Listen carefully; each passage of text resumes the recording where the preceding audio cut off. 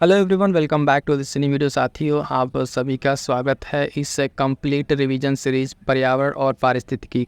जैसा कि आप देख पा रहे हैं कि इस कंप्लीट एक वीडियो में आज हम लोग रिवीजन करने वाले हैं कंप्लीट इन्वायरमेंट और इकोलॉजी। ठीक है, इसमें पूरा आपका जो महत्वपूर्ण सारा सेशन है उसमें कंप्लीट होगा और किस तरीके से सेशन आगे बढ़ेगा उसको बताने से पहले मैं बता दूँ कि इसमें जो है सामान्य जीएस रैपिड फायर 25,000+ प्रश्नों की श्रृंखला है। उसमें Uttar Pradesh PCS R O ठीक है, यूपी पीसीएस मेंस और उत्तर प्रदेश के जितने भी एग्ज़ाम्स हुए हैं छोटे से लेके बड़े, उन सभी का प्रश्नों का इसमें संकलन है और इसमें कंप्लीट वन लाइनर फैक्ट्स के तौर पे हम लोग कवर करेंगे। ठीक, उसके साथ साथ जब इसको कवर करेंगे तो किस तरीके का अप्रोच होगा, तो अप्रोच पहले मैं आपको समझा दूँ। देखेंगे कि पर्यावरण पारिस्थितिकी है, इसमें चैप्टर वाइज आगे हम लोग बढ़ेंगे। सबसे पहले देखेंगे पर्यावरण का परिचय, ठीक है, उसके साथ पर्यावरण प्रदूषण, जैवमंडल क्या है, पारिस्थितिकी संरचना क्या है, यानी चैप्टर वाइज जो पर्यावरण के कुछ इंपॉर्टेंट महत्वपूर्ण आप चैप्टर कहते हैं, चैप्टर वाइज वहाँ से क्या क्या प्रश्न बने हैं जो प्रीलिम्स में बन सकते हैं, अन्य किसी एग्जाम से बन सकते हैं, वो सारा आपके यहाँ पे कंप्लीट होगा। उसके बाद हम लोग आ जाएंगे वन्य जीव, वन और वन्य जीव संरक्षण पे मोस्ट इंपॉर्टेंट ये चैप्टर है। जलवायु परिवर्तन से हर बार प्रश्न रहता है, ग्रीन हाउस गैस और पर्यावरणीय संगठन से हम लोग आगे बढ़ेंगे। तो इतने सारे चैप्टर्स को हम लोग चैप्टर वाइज कंप्लीट करेंगे और कंप्लीट शुरू से लेकर अंत तक आप वीडियो को अगर आप देख लेते हैं तो आपका मोस्ट ऑफ द थिंग्स पर्यावरण पारिस्थितिकी का कंप्लीट हो जाएगा। आपको बताते चले कि यूपी पीसीएस में आप देखते हैं कि 20 से 25 प्रश्न, ठीक है, 20 से 25 प्रश्न सीधे सीधे पर्यावरण और पारिस्थितिकी से रहता है और ये पीवाईक्यू का कंप्लीट वन लाइनर आपको करने के बाद से बाकी अन्य चीज़ को करने की ज़रूरत नहीं पड़ेगी। ठीक है, बाकी आप अपना थ्योरी पढ़ते रहिएगा, लेकिन इस सेशन को ऐसे हम लोग कंप्लीट करेंगे। उसके बाद से एक इंपॉर्टेंट चीज़ क्या है इसमें साथियों, मैं बता दूं कि इस क्लास के अंत में कुछ पर्यावरणीय आंदोलन, ये अलग से हालांकि वीडियो पड़ा हुआ है लेकिन इसको हम इसी के साथ कंपाइल करते रहे कि जिसमें जो प्रमुख पर्यावरण से संबंधित आंदोलन है, साइलेंट वैली, नर्मदा बचाओ, चिपको आंदोलन, अपिको आंदोलन, इस तरह के जितने मोस्ट इंपॉर्टेंट आंदोलन है सबको आपको इस वीडियो के लास्ट में कंप्लीट, जैसे सेशन कंप्लीट होगा उसी के साथ आपको एक क्लास इसी में मिल जाएगी। ठीक है, तो आई होप सो कि आपको चीज़ें समझ में आ गई हैं और कैसे आगे बढ़ना है इस सेशन को लेकर। ठीक है, इसके बाद से हम लोग स्टार्ट करते हैं वन बाय वन करके अपने चैप्टर को। उसके बाद से स्टार्ट करने वाले पर्यावरण और पारिस्थितिकी इन्वायरमेंट इकोलॉजी को कंप्लीट देखेंगे, इसके आए हुए सारे प्रश्नों को देखेंगे और वन बाय वन करके चैप्टर वाइज देखेंगे। तो सबसे पहला ही चैप्टर हमारे पास जो आज का है उसको देखेंगे कि पर्यावरण एक परिचय, इससे संबंधित कितने आप तक प्रश्न पूछे गए हैं, उन सारे प्रश्नों का मोस्ट इंपॉर्टेंट कलेक्शन है जो आपके एग्जाम्स के लिए बहुत ही इम्पॉर्टेंट है। पहला कह रहा है कि वातावरण की अवधारणा निर्भर करती है, यानी जो वातावरण है इसकी अवधारणा कैसे निर्भर करती है, तो वातावरणीय अपघटन पर और वातावरण के कुल आयामों पर इस पर क्या करती है, ये निर्भर करती है।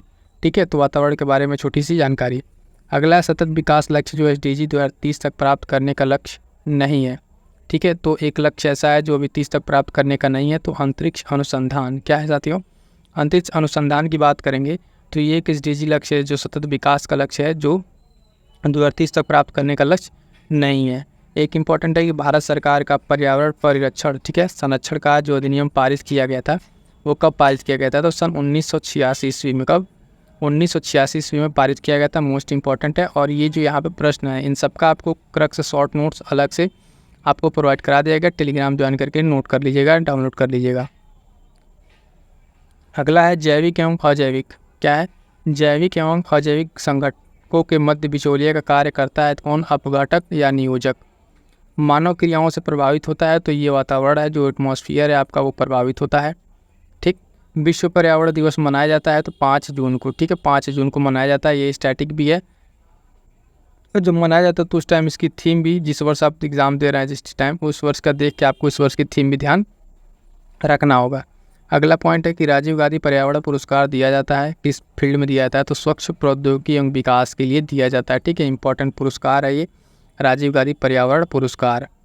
ठीक है, अगला है प्रत्येक वर्ष दिया जाने वाला इंदिरा गांधी पर्यावरण पुरस्कार का आधार होता है, किस लिए दिया जाता है, जो इंदिरा गांधी पर्यावरण पुरस्कार है वो दिया जाता है पर्यावरण के क्षेत्र में सार्थक योगदान देने के लिए दिया जाता है, यानी इंदिरा गांधी ये भी से रिलेटेड है, उसके पर्यावरण से रिलेटेड है। एक पुरस्कार है ग्लोबल 500, ठीक है, ग्लोबल 500 पुरस्कार दिया जाता है तो पर्यावरण प्रतिरक्षा के लिए, किसके लिए, पर्यावरण प्रतिरक्षा के लिए दिया जाने वाला ये पुरस्कार है। अगला है इको मार्क उन भारतीय उत्पादों को दिया जाता है जो पर्यावरण के प्रति मैत्रीपूर्ण हो, ठीक है, मैत्रीपूर्ण हो। और ये जो इको मार्क है याद रखिएगा दिया जाना स्टार्ट हुआ था 1991 से। ठीक है, इसको 1991 से दिया जाना स्टार्ट किया गया था। ठीक है, अगला पॉइंट है तो इको मार्क समझ गए, इको पार्क जो मार्क है किन उत्पादों को दिया था, जो पर्यावरण के प्रति मैत्रीपूर्ण हो, जो इको फ्रेंडली हो। ठीक है, उन्हें दिया जाता है। अगला पॉइंट है कि पर्यावरण अनुकूल उपभोक्ता तथा उत्पादों को चिन्हित करने के लिए सरकार ने आरंभ किया था, तो इको मार्क को प्रारंभ किया था। और विश्व पर्यावरण सुविधा आरंभ हुआ था, ये कब हुआ था, तो 1991 में इसको स्टार्ट किया गया था। नेक्स्ट चैप्टर पे आके हम लोग देखेंगे जैवमंडल और बायोम से रिलेटेड है। ठीक है, इससे रिलेटेड कौन कौन से इंपॉर्टेंट प्रश्न आप पूछे गए, इंपॉर्टेंट पॉइंट से ध्यान देंगे। एक तरफ दिया हुआ है जैवमंडल, एक तरफ दिया है उसकी स्थिति। ठीक है, तो कौन कौन सा है। सिमलीपाल, सिमलीपाल की बात अगर हम करेंगे तो ये कहाँ पर है। सिमलीपाल को अगर हम देखें तो ये स्थित कहाँ है, सिमलीपाल ओडिशा में। ठीक है, इसी तरीके से पंचमढ़ी की बात करेंगे तो मध्य प्रदेश में, और नंदा देवी कहाँ पे, उत्तराखंड में। नोकरेक की बात करते हैं मेघालय में। इस तरह के और भी जो भी सारे इंपॉर्टेंट्स हैं उनको आपको नोट करना है। इसी तरीके से दे के राज्य और स्थिति दे के मैच करने के लिए पूछा जाता है, खासकर इन्वायरमेंट वाले सेक्शन में। घटते उत्पादकता के क्रम में परिवर्तन का सही क्रम है। ठीक है, घटते यानी जो एक परितंत्र है उसका घटता है, यानी सबसे ज़्यादा किस में है, तो मैंग्रोव में। उसके वजह से घास का मैदान, फिर झील और सागर। ठीक है, फिर उसके वजह से क्या है, झील और सागर। तो इस तरीके से इसका क्रम होता है। इस सिंपल सा पूछ लेता है, सबसे ज़्यादा जो उत्पादकता वाला कौन सा है, तो मैंग्रोव होगा। अगर वहाँ पे ऑप्शन आपको मैंग्रोव दिखे तो मैंग्रोव लगा लीजिएगा। ठीक है, तो ये सारा पॉइंट हो गया। ठीक है, अगला है फिर जैव आरक्षित क्षेत्र दिया हुआ है और राज्य दिया हुआ है, तो यहाँ भी मिलान करना है। तो मानस का हो जाता है आपका असम। ठीक है, मानस कहाँ पर है, असम में। सुंदरवन देखेंगे पश्चिम बंगाल, नंदा देवी उत्तराखंड और पंचमढ़ी मध्य प्रदेश। अब देखिए होता क्या है कि जो PYQ प्रश्न पूछता है, अभी आप देखें ऊपर वाले प्रश्न, तो आपका देखिए ये है UP PCS pre exam 2021, UP PCS pre exam 2022। अब क्या है कि यहीं से अगर क्वेश्चन कहा जाए कैसे बना है PYQ से, तो लगेगा कि नहीं PYQ से क्वेश्चन नहीं बनता, लेकिन अब यहाँ समझिएगा 2021 में जो आपसे पूछा था, अगर PYQ से उसका ऑप्शन को आप अच्छे से पकड़े होते हैं तो नंदा देवी उत्तराखंड, ठीक है, और पंचमढ़ी मध्य प्रदेश, इसमें से 2 उठाया है 2022 वाले एग्ज़ाम में। और क्या किया है यहाँ पे, थोड़ा सा चेंज करके 2 नया अलग से ऐड कर दिया है, तो नंदा देवी उत्तराखंड, पंचमढ़ी मध्य प्रदेश। तो अगर आपको 2 ऑप्शन ये पता होता, ठीक है, तो जहाँ पे आपको ओरिजिनल क्वेश्चन है वहाँ पे आप ये क्वेश्चन को आराम से कर ले गए होते। आई होप सो कि आप समझ पा रहे हैं कि किस तरीके से ऑप्शन एनालिसिस और जो बूस्टर सीरीज का शॉर्ट नोट्स है वो आपको किस तरीके से हेल्प करेगा इन सब चीज़ों में, PYQ खासकर प्रीलिम्स में। तो जो साथी अभी बूस्टर सीरीज नहीं देखे हैं, जाइए, अपडेट पूरी प्लेलिस्ट है, उसको फटाफट से देखिए और PDF उसका टेलीग्राम से ज्वाइन करके उसको PDF ले लीजिए। अंतिम समय में उसको याद है, उसको पॉइंट्स को आप रिवाइज करेंगे, आपको 20 से 25 क्वेश्चन आपको डायरेक्ट उसी नोट से आपको मिल जाने हैं। आइए अगला प्रश्न देखते हैं, SDG से रिलेटेड है। इस पॉइंट में क्या कहा गया है कि ये एक तरफ विकास लक्ष्य दिया हुआ है, ठीक है, और संबंधित कार्य।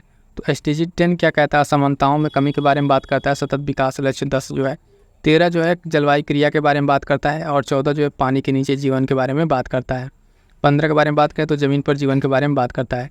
अलग से SDG के बारे में कंप्लीट आपको उस नोट्स में हमने शॉर्ट नोट्स आपको दे दिया है SDG के बारे में, तो वहाँ से कोई भी क्वेश्चन आए तो आपका इससे बाहर नहीं होगा। अब तक जो साथी वाली क्लास कर चुके हैं, आप देख रहे होंगे PYQ वाले एनालिसिस में मोस्ट इंपॉर्टेंट सेक्शन में सारे प्रश्न आपको वहाँ से जितने भी पढ़ लिएगा वहाँ से आपको दिख रहे होंगे, यहाँ पे मिलते हुए दिख रहे होंगे। तो बहुत ही इंपॉर्टेंट है, इसलिए मैं कह रहा हूँ उसको आप मिस नहीं कीजिएगा।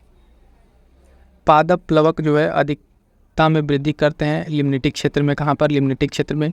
और पानी का खुला क्षेत्र क्या होता है, तो वही लिम्नेटिक क्षेत्र होता है। तो समझिए लिम्नेटिक क्षेत्र क्या होता है, जो पानी का खुला क्षेत्र है वही लिम्नेटिक क्षेत्र है, और उसमें जो है पादप प्लवक जो है उसमें क्या करते हैं, उसमें वृद्धि करते हैं। ठीक है, तो ये पॉइंट ध्यान रखिएगा। अगला है कि पोषक स्तर बने होते हैं तो खाद्य श्रृंखला में जीवों से संबंध होने पर, ठीक है, यहाँ पे क्या बनते हैं, पोषक स्तर बनते हैं। पारिस्थितिकी अनुक्रमण के 4 महत्वपूर्ण चरण हैं। ठीक है, कौन कौन से वो चरण हैं, ध्यान दीजिएगा। एक है क्षीणता, ठीक है, आक्रमण, ठीक है, प्रतिस्पर्धा एवं स्थानांतरण। ये क्या है, पारिस्थितिकी के अनुक्रमण के 4 स्टेप्स हैं। ठीक है, 4 चरण है, ये ध्यान रखिएगा, बहुत ही इंपॉर्टेंट है। अगला पॉइंट है कि प्रतिशतता के आधार पर वायुमंडल में सर्वाधिक मात्रा में पाई जाने वाली गैस कौन सी है, तो नाइट्रोजन है, ये तो सब कोई जानता है।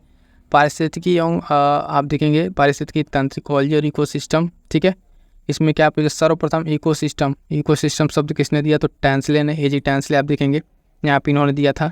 अगला पॉइंट है एक स्थलीय पारिस्थितिकी तंत्र उपभाग नहीं है, सागरीय पारितंत्र का भाग नहीं है। और अगला पॉइंट है वातावरण प्रभावित होता है तो मानव क्रियाओं द्वारा, हम लोग कर चुके हैं। मोनोक्लाइमेक्स, एकल चरण सिद्धांत का प्रतिपादन किया था, तो F, ठीक है, FE क्लेमेंट्स ने, ठीक है, क्लेमेंट्स ने आपको ये चीज़ दिया था मोनोक्लाइमेक्स के बारे में। अगला पॉइंट है समुदाय का संयोजन, संगठन का विकास और पर्यावरण संबंधी का अध्ययन को क्या कहते हैं, संघ पारिस्थितिकी कहते हैं। फिर आगे आपका वही रिपीटेड क्वेश्चन, सेम क्वेश्चन आपको फिर से प्री 2022 का है और उसके पहले ये क्वेश्चन पूछा गया था, as it is question repeat किया हुआ है। ठीक है, ये सतत विकास से संबंधित क्वेश्चन। इसी तरीके से आपको जो टोटल 17 SDG लक्ष्य हैं वो आपको एकदम रटे होने चाहिए, तैयार होना चाहिए। ठीक है, ताकि यहाँ से कोई भी क्वेश्चन बने आपको चीज़ें समझ में आ जाए वहाँ से। अगला है पारिस्थितिकी तंत्र की अवधारणा प्रथम बार दी गई थी तो एजी टांसले के द्वारा, किसके द्वारा? एजी टांसले के द्वारा दी गई थी। पारिस्थितिकी तंत्र के लिए सत्य दोनों ऊर्जा का प्रवाह, खनिजों का चक्कर इसमें होता रहता है और आप देखेंगे इसमें ऊर्जा का प्रवाह जो है एक डायरेक्शन होता है, यूनिडायरेक्शनल होता है यहाँ पे। अगला है कि लुटक। ठीक है, लुटिक क्या है? लुटिक पारिस्थितिकी तंत्र का उदाहरण नहीं है तो तालाब। लुटिक पारिस्थितिकी तंत्र का मतलब ये है कि जहाँ पे वाटर जो है आपका फ्लो करे, रुके ना। तो तालाब में क्या होता है? तालाब में आप देखेंगे ये एक रुका हुआ जल स्थिति पारितंत्र है तो लुटिक नहीं होगा ये। ठीक है, जीव और वातावरण के बीच पारस्परिक संबंधों का अध्ययन क्या कहलाता है? पारिस्थितिकी कहलाता है। और सर्वप्रथम गहन पारिस्थितिकी जो डीप इकोलॉजी शब्द का प्रयोग किया था किसने? अर्नीज नेस ने। ठीक है, अर्नीज नेस ने इसका प्रयोग किया था। ठीक है, फटाफट से देखते चलिए, बहुत ही इंपॉर्टेंट है, एग्जाम में डायरेक्ट ऐसे क्वेश्चन आपको देखने को मिलेंगे। पारिस्थितिकी नीचे, ठीक है, संकल्पना को प्रतिपादित किया था किसने? ग्रीनेल्स ने किया था। किसने? ग्रीनेल्स ने किया था। और कृत्रिम पारिस्थितिकी तंत्र क्या है? तो धान का खेत। क्या है? धान का खेत जो है कृत्रिम पारिस्थितिकी तंत्र है। और मानव द्वारा रूपांतरित पारिस्थितिकी है क्या? कृषि भूमि। ठीक है, मानव द्वारा रूपांतरित पारिस्थितिकी तंत्र क्या है? तो कृषि भूमि है। अगला पॉइंट देखेंगे कि रामसर सम्मेलन संरक्षण से संबंधित था तो नम भूमि। ठीक है, किससे? जो रामसर सम्मेलन है वो क्या है? आर्द्र भूमियों से संबंधित है। किसी आर्द्र वेटलैंड से संबंधित है। और 2 फरवरी को वेटलैंड्स डे मनाया था, ये भी आपको ध्यान रखना है। कन्वेंशन रामसर कन्वेंशन से स्टार्ट हुआ था।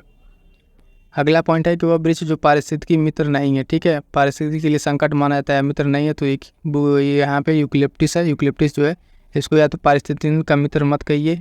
ठीक है, ये मित्र नहीं है, या फिर ये क्या है? जो पर्यावरण संकट है उसके लिए ये यूकलिप्टिस जिम्मेदार है। अगला पॉइंट है कि पृथ्वी के सर्वाधिक क्षेत्र पर फैला हुआ पारिस्थितिकी तंत्र, ठीक है, सामुद्रिक है।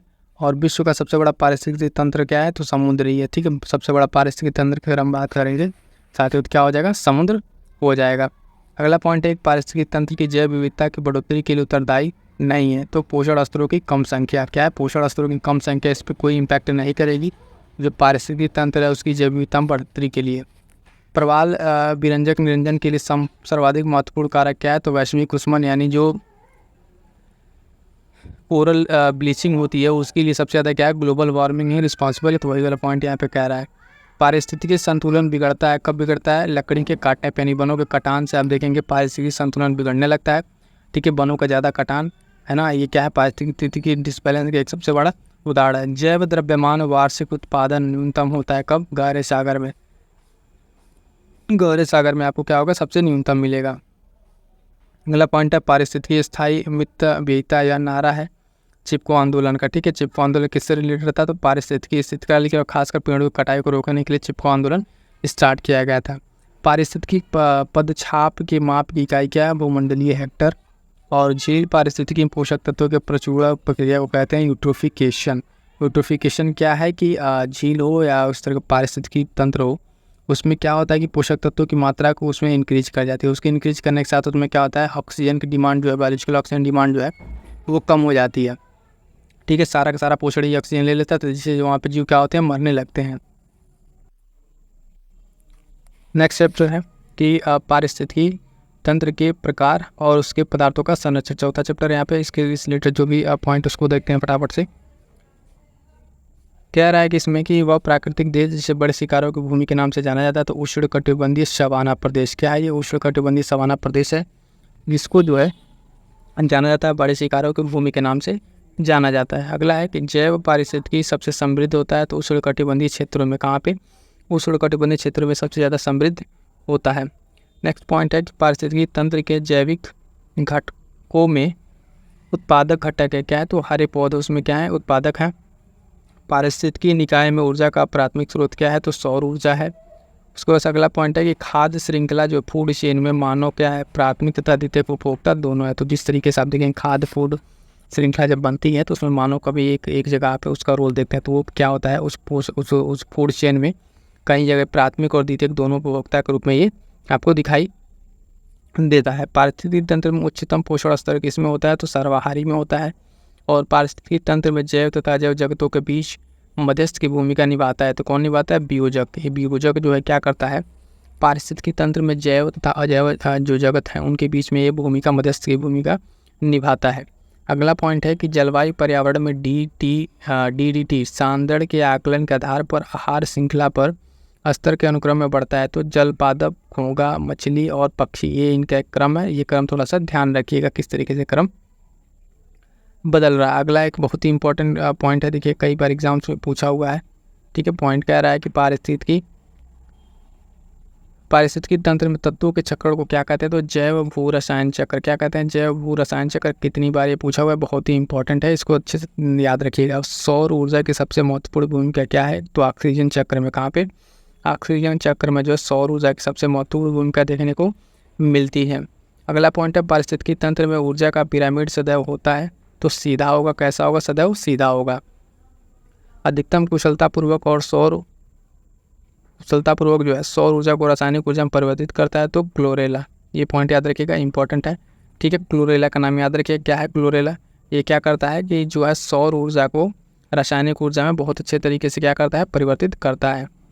अगला पॉइंट है कि अपना भोजन अकार्बनिक पदार्थों से निर्मित करता है। तो रबर का पौधा। ठीक है, क्या करता है? रबर का पौधा अपना भोजन अकार्बनिक पदार्थों से निर्मित करता है।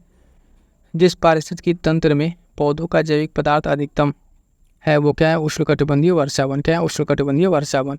अब आगे हम लोग नेक्स्ट चैप्टर पे पर्यावरण प्रदूषण पे, किसमें? पर्यावरण प्रदूषण पे। बहुत ही महत्वपूर्ण चैप्टर। यहाँ से क्वेश्चन 1 से 2 क्वेश्चन आपको देखने को एग्जाम में मिल जाएगा। चलिए फटाफट से देखते हैं यहाँ से कौन कौन से महत्वपूर्ण प्रश्न हैं। नॉक नी सिंड्रोम से, नॉक सीड सिंड्रोम जो है प्रदूषण के कारण क्या है? तो फ्लोराइड से। क्या है? फ्लोराइड्स के कारण जो है ये सिंड्रोम होता है। और रिंगलमेन स्केल। क्या? रिंगलमेन स्केल का प्रयोग किसका घनत्व मापने के लिए किया जाता है? तो धुएं का घनत्व मापने के लिए किया जाता है। किसका? धुएं का घनत्व मापने के लिए किया जाता है रिंगलमेन स्केल का प्रयोग। वायु प्रदूषण जो सूचक है क्या है? तो ये लाइकेन हो जाएगा आपका। लाइकेन क्या है? वायु प्रदूषक सूचक है। और वह देश है जिसमें प्राकृतिक आर्सेनिक सबसे ज़्यादा प्रदूषित जल मिलता है। तो बांग्लादेश। कहाँ पे? बांग्लादेश में आपको सबसे ज़्यादा आर्सेनिक प्रदूषित जल मिलने को मिल जाएगा वहाँ पे।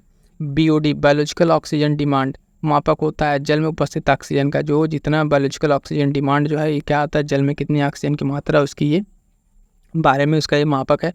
और बायोडिग्रेडेबल प्रदूषक नहीं है। ठीक है, तो कीटनाशक क्या है? बायोडिग्रेडेबल प्रदूषक नहीं है। ठीक है, बहुत ही शानदार सेशन है। पर्यावरण में अगर आप देखें, पर्यावरण के बारे में अगर आप देखें, पर्यावरण और इससे वाले सेगमेंट से TPPCS में कभी कभी 20 से 25, कभी कभी 30 क्वेश्चन भी। ठीक है, और आपके इसी तरीके से आरों में 5 से 10 क्वेश्चन देखने को मिलेंगे। तो बहुत ही शानदार यह है। कंप्लीट वीडियो को देखिए और इसी तरीके से अगर आप अपना वन लाइनर नोट्स भी बना लेते हैं तो बहुत ही हेल्पफुल होगा। जो पहले से कर रखे हैं उनके लिए रिवीजन का भी काम आएगा। तो फटाफट से रिवीजन के तौर पे वो देख लें, लेकिन इस कंप्लीट सीरीज को आप कंप्लीट करिएगा क्योंकि आपके लिए बहुत ही हेल्पफुल होने वाला है।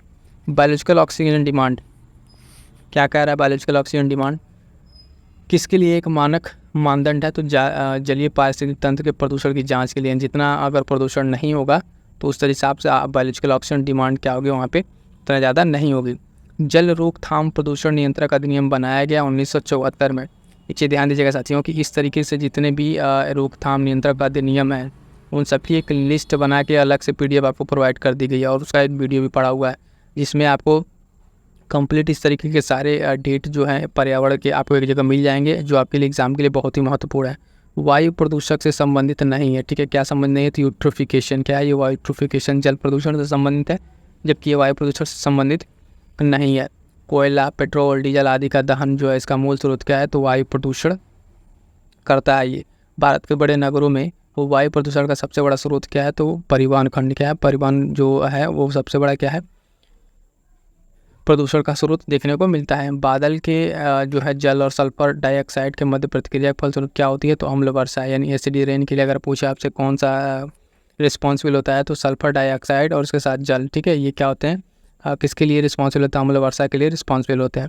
भूमिगत जल को दूषित करने वाले जैविक प्रदूषक कौन है? तो आर्सेनिक है। ठीक है, भूमिगत जल में जो प्रदूषण होता है, भूमिगत जल में जो अजैविक प्रदूषण किससे होता है? आर्सेनिक से होता है।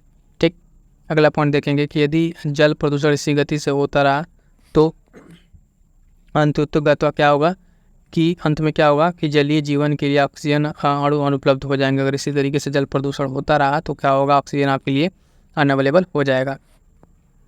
निम्नीकरण ये ठीक है, डिग्रेडेबल प्रदूषक है तो घरेलू वाहित मल जो है ये क्या होते हैं, डिग्रेडेबल होते हैं। अगला पॉइंट है 80 डेसिबल से अधिक की ध्वनि कहलाती है, तो क्या कहलाती है, खतरनाक ध्वनि प्रदूषण होता है इसमें।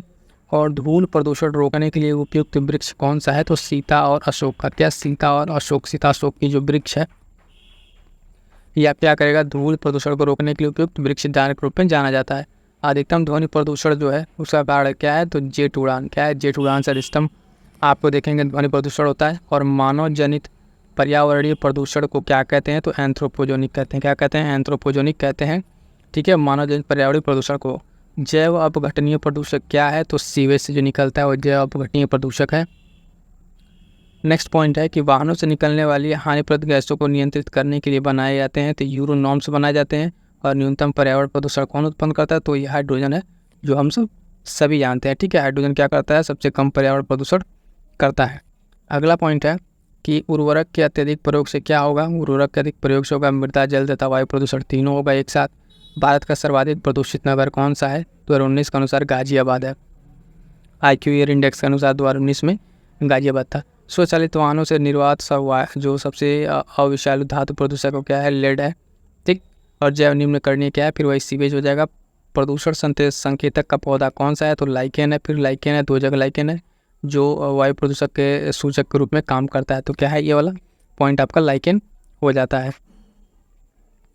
रुधिर वर्षा होती है, रुधिर वर्षा क्या होती है, तो ये इटली में होता है। ब्लड रेनफॉल क्या है, और कहाँ पे होता है, इटली में होता है। प्रदूषण युक्त वायुमंडल को स्वच्छ किया जा सकता है कैसे, वर्षा द्वारा। अगर बहुत ज़्यादा प्रदूषण हो गया वायुमंडल में तो वर्षा के द्वारा क्या होता है, बहुत हद तक स्वच्छ किया जा सकता है। अगला पॉइंट है किसी जल में BOD की अधिकतम संकेत देती है कि उसका जल स्तर सीवेज से प्रदूषित हो रहा है। अगर उसमें BOD जो है अधिक संकेत दे रही है तो उसका क्या मतलब है, सीवेज से प्रदूषित हो रहा है। जैविक मरुस्थल किसे कहते हैं, तो जैविक मरुस्थल देखेंगे आप दामोदर नदी को। किसको, दामोदर नदी को क्या कहते हैं, जैविक मरुस्थल कहते हैं। ठीक है, नेक्स्ट देखेंगे कि सुमेलित करना हमें प्रदूषक है और एक तरफ उसका प्रभाव है। कार्बन मोनोऑक्साइड से आप क्या प्रभावित होगा, लीवर और किडनी को क्षति पहुंचेगी। नाइट्रोजन का ऑक्साइड आपको सीधे सीधे कैंसर देंगे।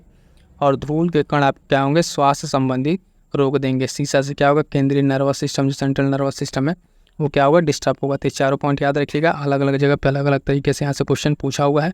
ठीक है, कार्बन मोनोऑक्साइड फिर से लीवर, नाइट्रोजन का ऑक्साइड कैंसर, धूल कण से स्वास्थ्य संबंधी होगा, फेफड़े उफड़े की दिक्कत होगी। और शीशा से क्या होगा, केंद्रीय नर्वस सिस्टम आपका डिस्टर्ब हो जाएगा। अगला पॉइंट है कि ऊर्जा का वह रूप जिसमें प्रदूषण की समस्या नहीं होती है, तो सौर ऊर्जा है। इसमें प्रदूषण की नाम मात्र की वो होती है, इसमें कुछ नहीं होगा।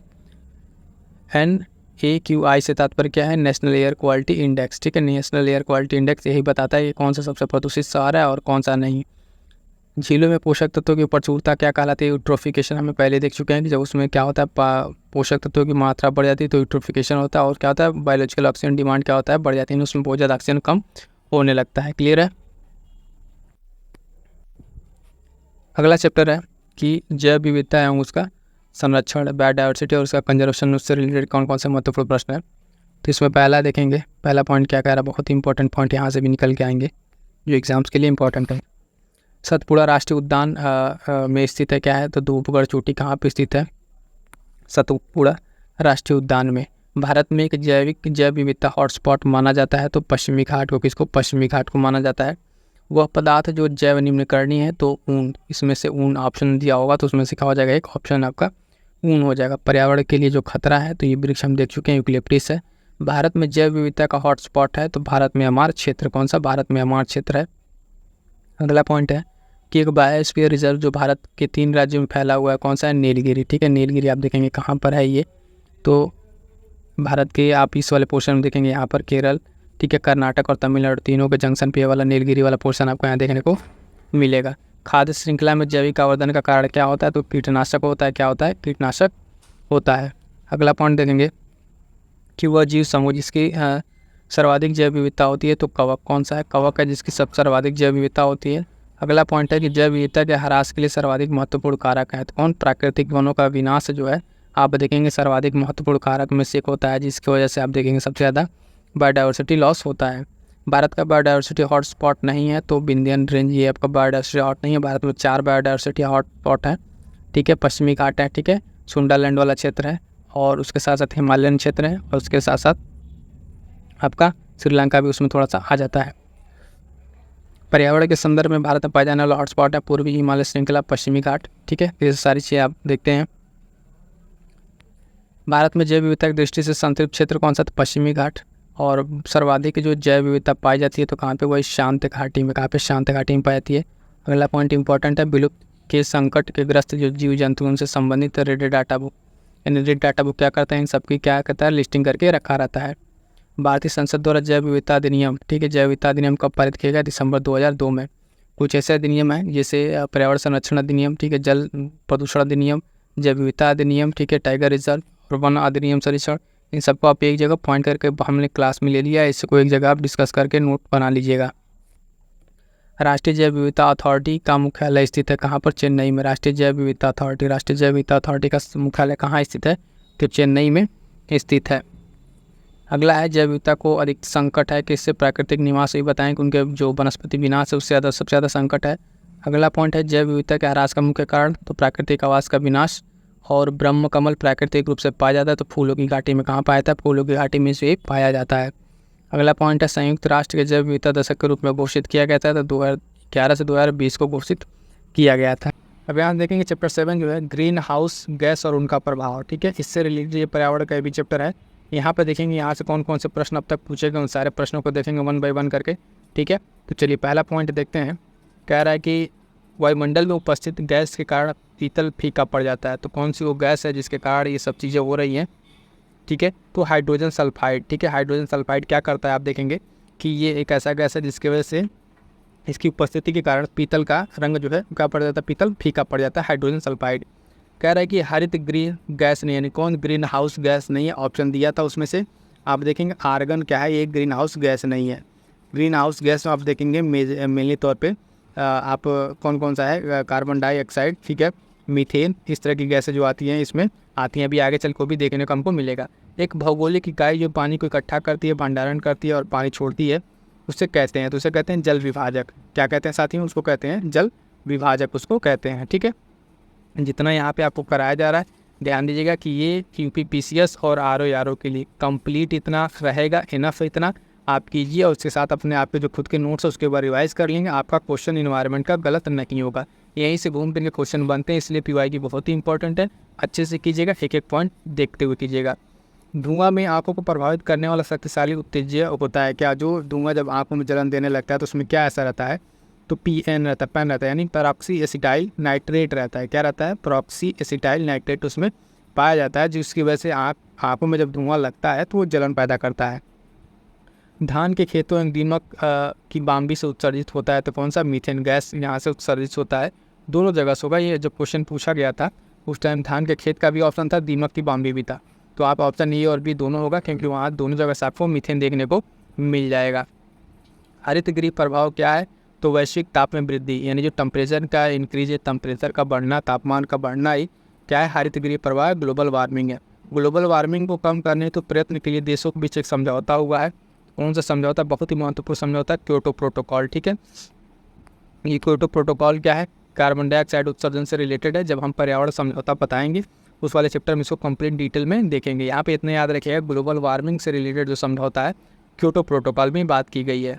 ग्रीन हाउस गैसों में शामिल नहीं है, तो हाइड्रोजन ग्रीन हाउस गैस नहीं होता है। वहाँ पे आपको 3 ऑप्शन दिया रहेगा, जिसमें से 3 रहेगा, 1 नहीं रहेगा, तो वहाँ पे हमारा क्या हो जाएगा? हाइड्रोजन नहीं है। अगला पॉइंट देखेंगे। अगला पॉइंट कह रहा है, बहुत ही इंपॉर्टेंट पॉइंट है, हरित गृह प्रभाव से वातावरण परिवर्तित होता है। किस तरीके से परिवर्तित होता है? कि वायुमंडल में कार्बन डाइऑक्साइड की सांद्रता बढ़ जाती है। क्या होती है? वायुमंडल में कार्बन डाइऑक्साइड की सांद्रता बढ़ जाती है। पर्यावरण में ग्रीन हाउस वृद्धि होती है। कैसे होती है? तो कार्बन डाइऑक्साइड के कारण होती है। उन पीर के आप देखेंगे सारे के सारे पॉइंट्स आपको इसी तरीके से मिलेंगे। जी बता दें कि इसी के साथ साथ हमने एक PYQ एनालिसिस करके खुद का हैंड रिटन शॉर्ट नोट्स बनाया है। क्या? हैंड रिटन शॉर्ट नोट्स बनाया, जो टेलीग्राम पे अवेलेबल है। उसको आप डाउनलोड करके उसका या तो खुद से नोट्स बना लीजिए या तो प्रिंट आउट लेके पढ़िए। लास्ट टाइम में उसको रिवीजन करेंगे तो बहुत ही हेल्पफुल होने वाला है आपके लिए। वहाँ से सीधे सीधे क्वेश्चन देखने को मिलेंगे। अगला पॉइंट है, ग्रीन हाउस गैस नहीं है, तो कौन सा नहीं है? हाइड्रोजन और ऑक्सीजन ये ग्रीन हाउस गैस नहीं है।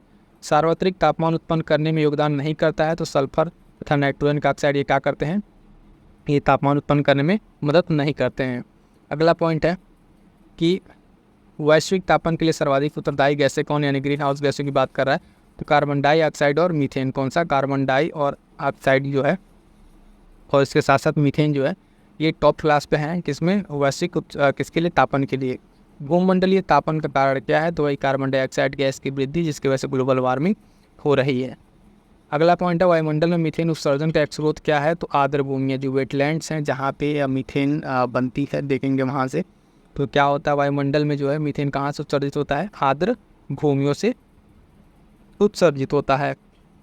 अगला पॉइंट है ग्रीन हाउस गैसों में वह गैस जिसके द्वारा ट्रोपोस्फियर में ओजोन प्रदूषण नहीं होता है, तो कार्बन मोनोऑक्साइड। ठीक है, कार्बन मोनोऑक्साइड, इसके द्वारा क्या होता है, आप देखेंगे ट्रोपोस्फियर में ओजोन प्रदूषण नहीं होता है, खासकर किसके द्वारा, कार्बन मोनोऑक्साइड के द्वारा। अगला पॉइंट है कि ग्रीन हाउस गैसों के उत्सर्जन में किस देश का सर्वाधिक योगदान है, तो उससे चीन है और दूसरे नंबर पर अपना भारत है। कौन है, पहले नंबर पर चीन है, दूसरे नंबर पर भारत है। तो ये ध्यान रखिएगा, ग्रीन हाउस गैस उत्सर्जन में भारत दूसरे नंबर पर है। विश्व की हरित गृह गैसों में भारत का अधिकतम भाग जो है 6.5% का है। और बलूचिस्तान में एक इंसिडेंट हुआ 2013 में, भूकंप आया, वहाँ पे अस्थायी लघु द्वीप से जो प्रारंभ हुआ था, तो मीथेन गैस का उत्सर्जन क्या हुआ था, मीथेन गैस के उत्सर्जन से स्टार्ट हुआ था। तो ये करंट का क्वेश्चन था, हालांकि पर्यावरण से रिलेट करके यहाँ दे दिया है।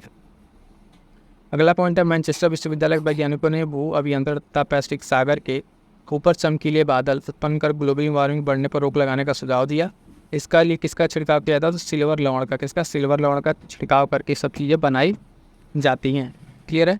आज ये अब अगले चैप्टर पे आते हैं, चैप्टर नंबर 8, जलवायु परिवर्तन और उससे संबंधित संगठन और सम्मेलन। ये संगठन और सम्मेलन वाला सारे प्रश्न आपको यहाँ मिल जाएंगे, और इसके लिए एक अलग से डिटेल वीडियो, जिसमें सारे क्या कहते हैं, समझौते, संगठन, सम्मेलन की डिटेल एक वीडियो हम अलग से बना देंगे, जिसमें आपको देखने को मिलेगा कि सबका डिटेल। ये तो सिर्फ यहाँ पे पीवाई के जो प्रश्न पूछा उसके बारे में बात कर रहे हैं, इसको भी देखिए, यहाँ भी इंपॉर्टेंट पॉइंट्स आपको देखने को मिल जाएंगे।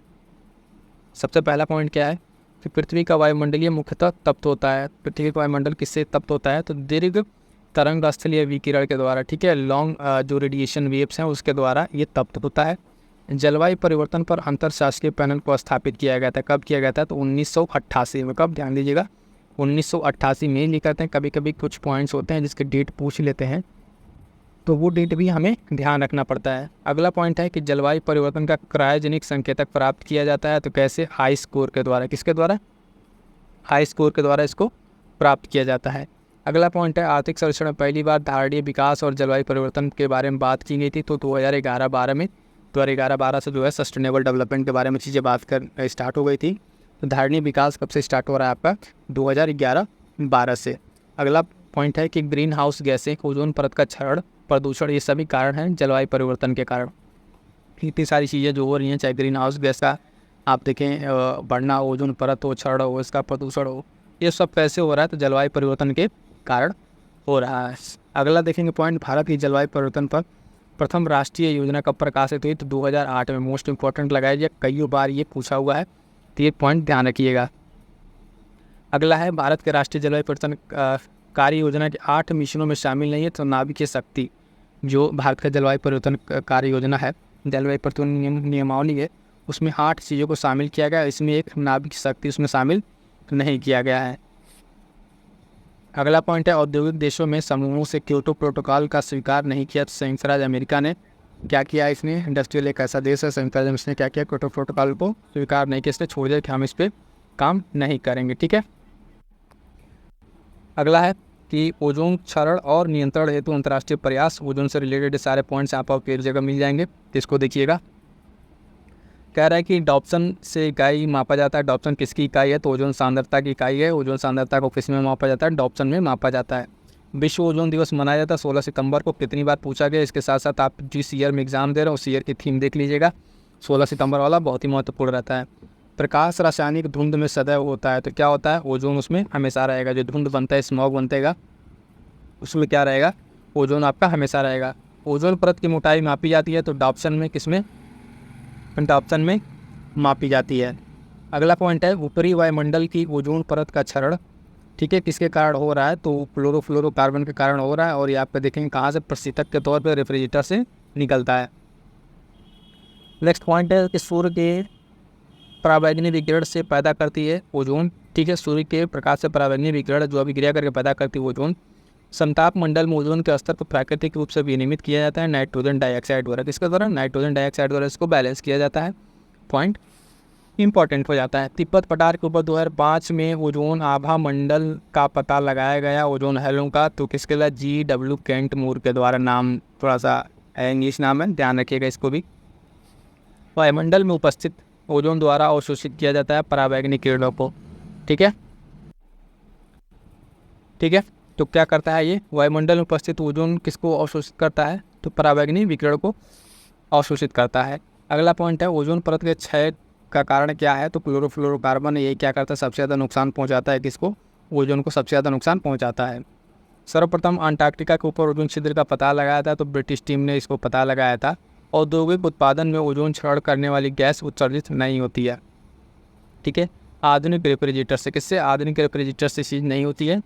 ओजोन परत की क्षीणता के लिए उत्तरदायी नहीं है, तो विलायक के रूप में प्रयुक्त मेथिल क्लोरोफॉर्म। ठीक है, मेथिल क्लोरोफॉर्म इंपॉर्टेंट है, यहाँ पे ध्यान दीजिएगा। कह रहा है कि ये विलायक के रूप में प्रयुक्त जो है ये क्या करता है? उसके लिए उत्तरदायी नहीं है ओजोन परत की क्षीणता के लिए। ओजोन सीमा से जो सूर्य विकिरण अवशोषण करता है वह सीमा है, तो 240 से 280 नैनोमीटर की ये सीमा है। इसके बीच में क्या करता है? ओजोन सूर्य विकिरण को अवशोषित करता है। अगला पॉइंट है कि ध्रुवों के ऊपर ओजोन छिद्र का अधिकतम मान कितना होता है? तो अक्टूबर से नवंबर के मध्य जो इनका अधिकतम मान होता है। तो ये कंप्लीट क्लियर हो गया आपका किससे? ओजोन से रिलेटेड सारे पॉइंट डिस्कस कर लिए हैं। अब हम लोग आते हैं किससे? वन्य जीव एवं इसका संरक्षण और इसके कंजर्वेशन वाले पॉइंट्स पे चैप्टर नंबर 10 में जो हम लोग डिस्कस करेंगे। देखिए वन्य जीव संरक्षण और इसके बाकी सारे जो इतने इंपॉर्टेंट पॉइंट है सब डिस्कस करेंगे।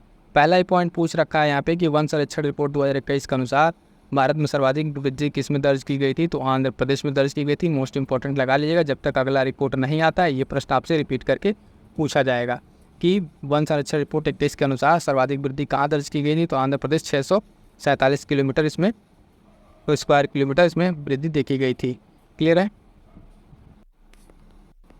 अगला पॉइंट है कि वह मैंग्रोव क्षेत्र जो गोदावरी नदी डेल्टा पर स्थित है, तो कोरिंगा इंपॉर्टेंट है। कोरिंगा मैंग्रोव क्षेत्र कहाँ पर है? तो ये देखेंगे गोदावरी नदी क्षेत्र पे स्थित है, तो इसलिए इंपॉर्टेंट हो जाता है, ध्यान रखिएगा। अगला पॉइंट है वो रामसर आर्द्रभूमि स्थल जो भारत के किसी राज्य में स्थित है। पॉइंट है कैलीमेरे वन्यजीव और पक्षी अभ्यारण्य कहाँ पर है? जो भारत के किसी राज्य में स्थित है, कहाँ पर? तो पॉइंट कैलीमेरे वन्यजीव पक्षी अभ्यारण्य। संयुक्त राष्ट्र मिशन द्वारा जल विकास रिपोर्ट 2021 का मुख्य शीर्षक क्या था? तो वैल्यूइंग वाटर। क्या था? वैल्यूइंग वाटर के बारे में यहाँ पे बताया गया था। अगला पॉइंट है कि भारत सरकार द्वारा राष्ट्रीय वनीकरण एवं पारिस्थितिकी विकास बोर्ड की स्थापना की गई, तो 1992 ईस्वी में। कब? 1992 ईस्वी में की गई थी। अगला पॉइंट देखिएगा, इंपॉर्टेंट है, मोस्ट इंपॉर्टेंट लगा इसको। हांगुल हिरण पाया जाता है कहाँ पे? जम्मू एंड कश्मीर में पाया जाता है, तो बहुत इंपॉर्टेंट है। हांगुल हिरण स्पेशली फेमस है कहाँ से? जम्मू एंड कश्मीर से। रेगिस्तान में आवास करने वाले जानवर कहलाते हैं, तो मरुद्दिम जानवर। ठीक है, मरुद्दिम जो वहाँ पे पाए जाते हैं कहाँ पे? रेगिस्तान में। अगला पॉइंट है, कह रहा है कि राष्ट्रीय उद्यानों में आनुवांशिकी विविधता जो है रख रखाव किया जाता है किस तरीके से? इन सीटू संरक्षण द्वारा। एक संरक्षण इन सीटू होता है, एक सीटू होता है। इन सीटू जहाँ पे खुद का वहाँ पर जो उनका प्राकृतिक आवास है वहाँ पर, और एक सीटू दूसरी जगह पर लाके इन लोगों को किया जाता है। अगला पॉइंट कि वन ह्रास का मुख्य कारण क्या है? तो कृषि विकास है, इसकी वजह से क्या हो रहा है? वनों का ह्रास हो रहा है। भारत में वन संरक्षण अधिनियम पारित किया गया था 1980 में। इस तरह के जितने भी अधिनियम हैं, इंपॉर्टेंट डेट्स हैं, चाहे टाइगर रिजर्व परियोजनाएं, उन सबकी एक PDF बनाकर हमने टेलीग्राम पे शेयर कर दिया अलग से। जो शॉर्ट नोट्स रैपिड फायर चल रहा है बूस्टर सीरीज, उसमें आपको मिल जाएगा, तो वहाँ से चीज़ कंप्लीट कर लीजिएगा। वहाँ पर हमने सारे डेट आपको एक साथ बताए हुए हैं। तो वन संरक्षण अधिनियम कब? 1980। ठीक है। मृदा क्षरण को रोका जा सकता है वनोपरोपण से। ठीक है, मृदा क्षरण को कैसे रोक सकते हैं? ज़्यादा वन लगाकर रोक सकते हैं। पारिस्थितिक संतुलन बनाए रखने में मदद नहीं करता है, तो वनों का काटना कैसे प्राकृतिक संतुलन में मदद करेगा? इसी की वजह से तो सारा प्राकृतिक संतुलन बिगड़ रहा है इस टाइम। अगला पॉइंट देखेंगे, सिंपल सा डेटा देखिएगा। अंतर्राष्ट्रीय टाइगर दिवस मनाया जाता है 29 जुलाई को। और भारत का वन्य जीव संस्थान कहाँ स्थित है? तो देहरादून में ये स्थित है। वन्य जीव दिवस मनाया जाता है 3 मार्च को। देखिए ये इंपॉर्टेंट डेट है, तीनों के तीनों बहुत ही महत्वपूर्ण है, अल्टरनेट करके पूछा जाता है। संरक्षित जो कक्ष वनस्पति क्षेत्र है कहाँ पर है? तो गोवा में। ठीक है। उसके बाद से एक पॉइंट है कि नेपाल और भारत वन्य जीव संरक्षण प्रयासों से सेव नामक एक संगठन प्रारंभ किया गया है। इसका उद्देश्य क्या है? गिद्धों का संरक्षण करना। ठीक है, गिद्धों का संरक्षण के लिए सेव नामक ठीक है, एक क्या चलाया गया है, एक नया संगठन प्रारंभ किया गया है। वृक्षारोपण में विशिष्टता रखता है तो वालपराई नगर, ठीक है, ये पॉइंट ध्यान दीजिएगा।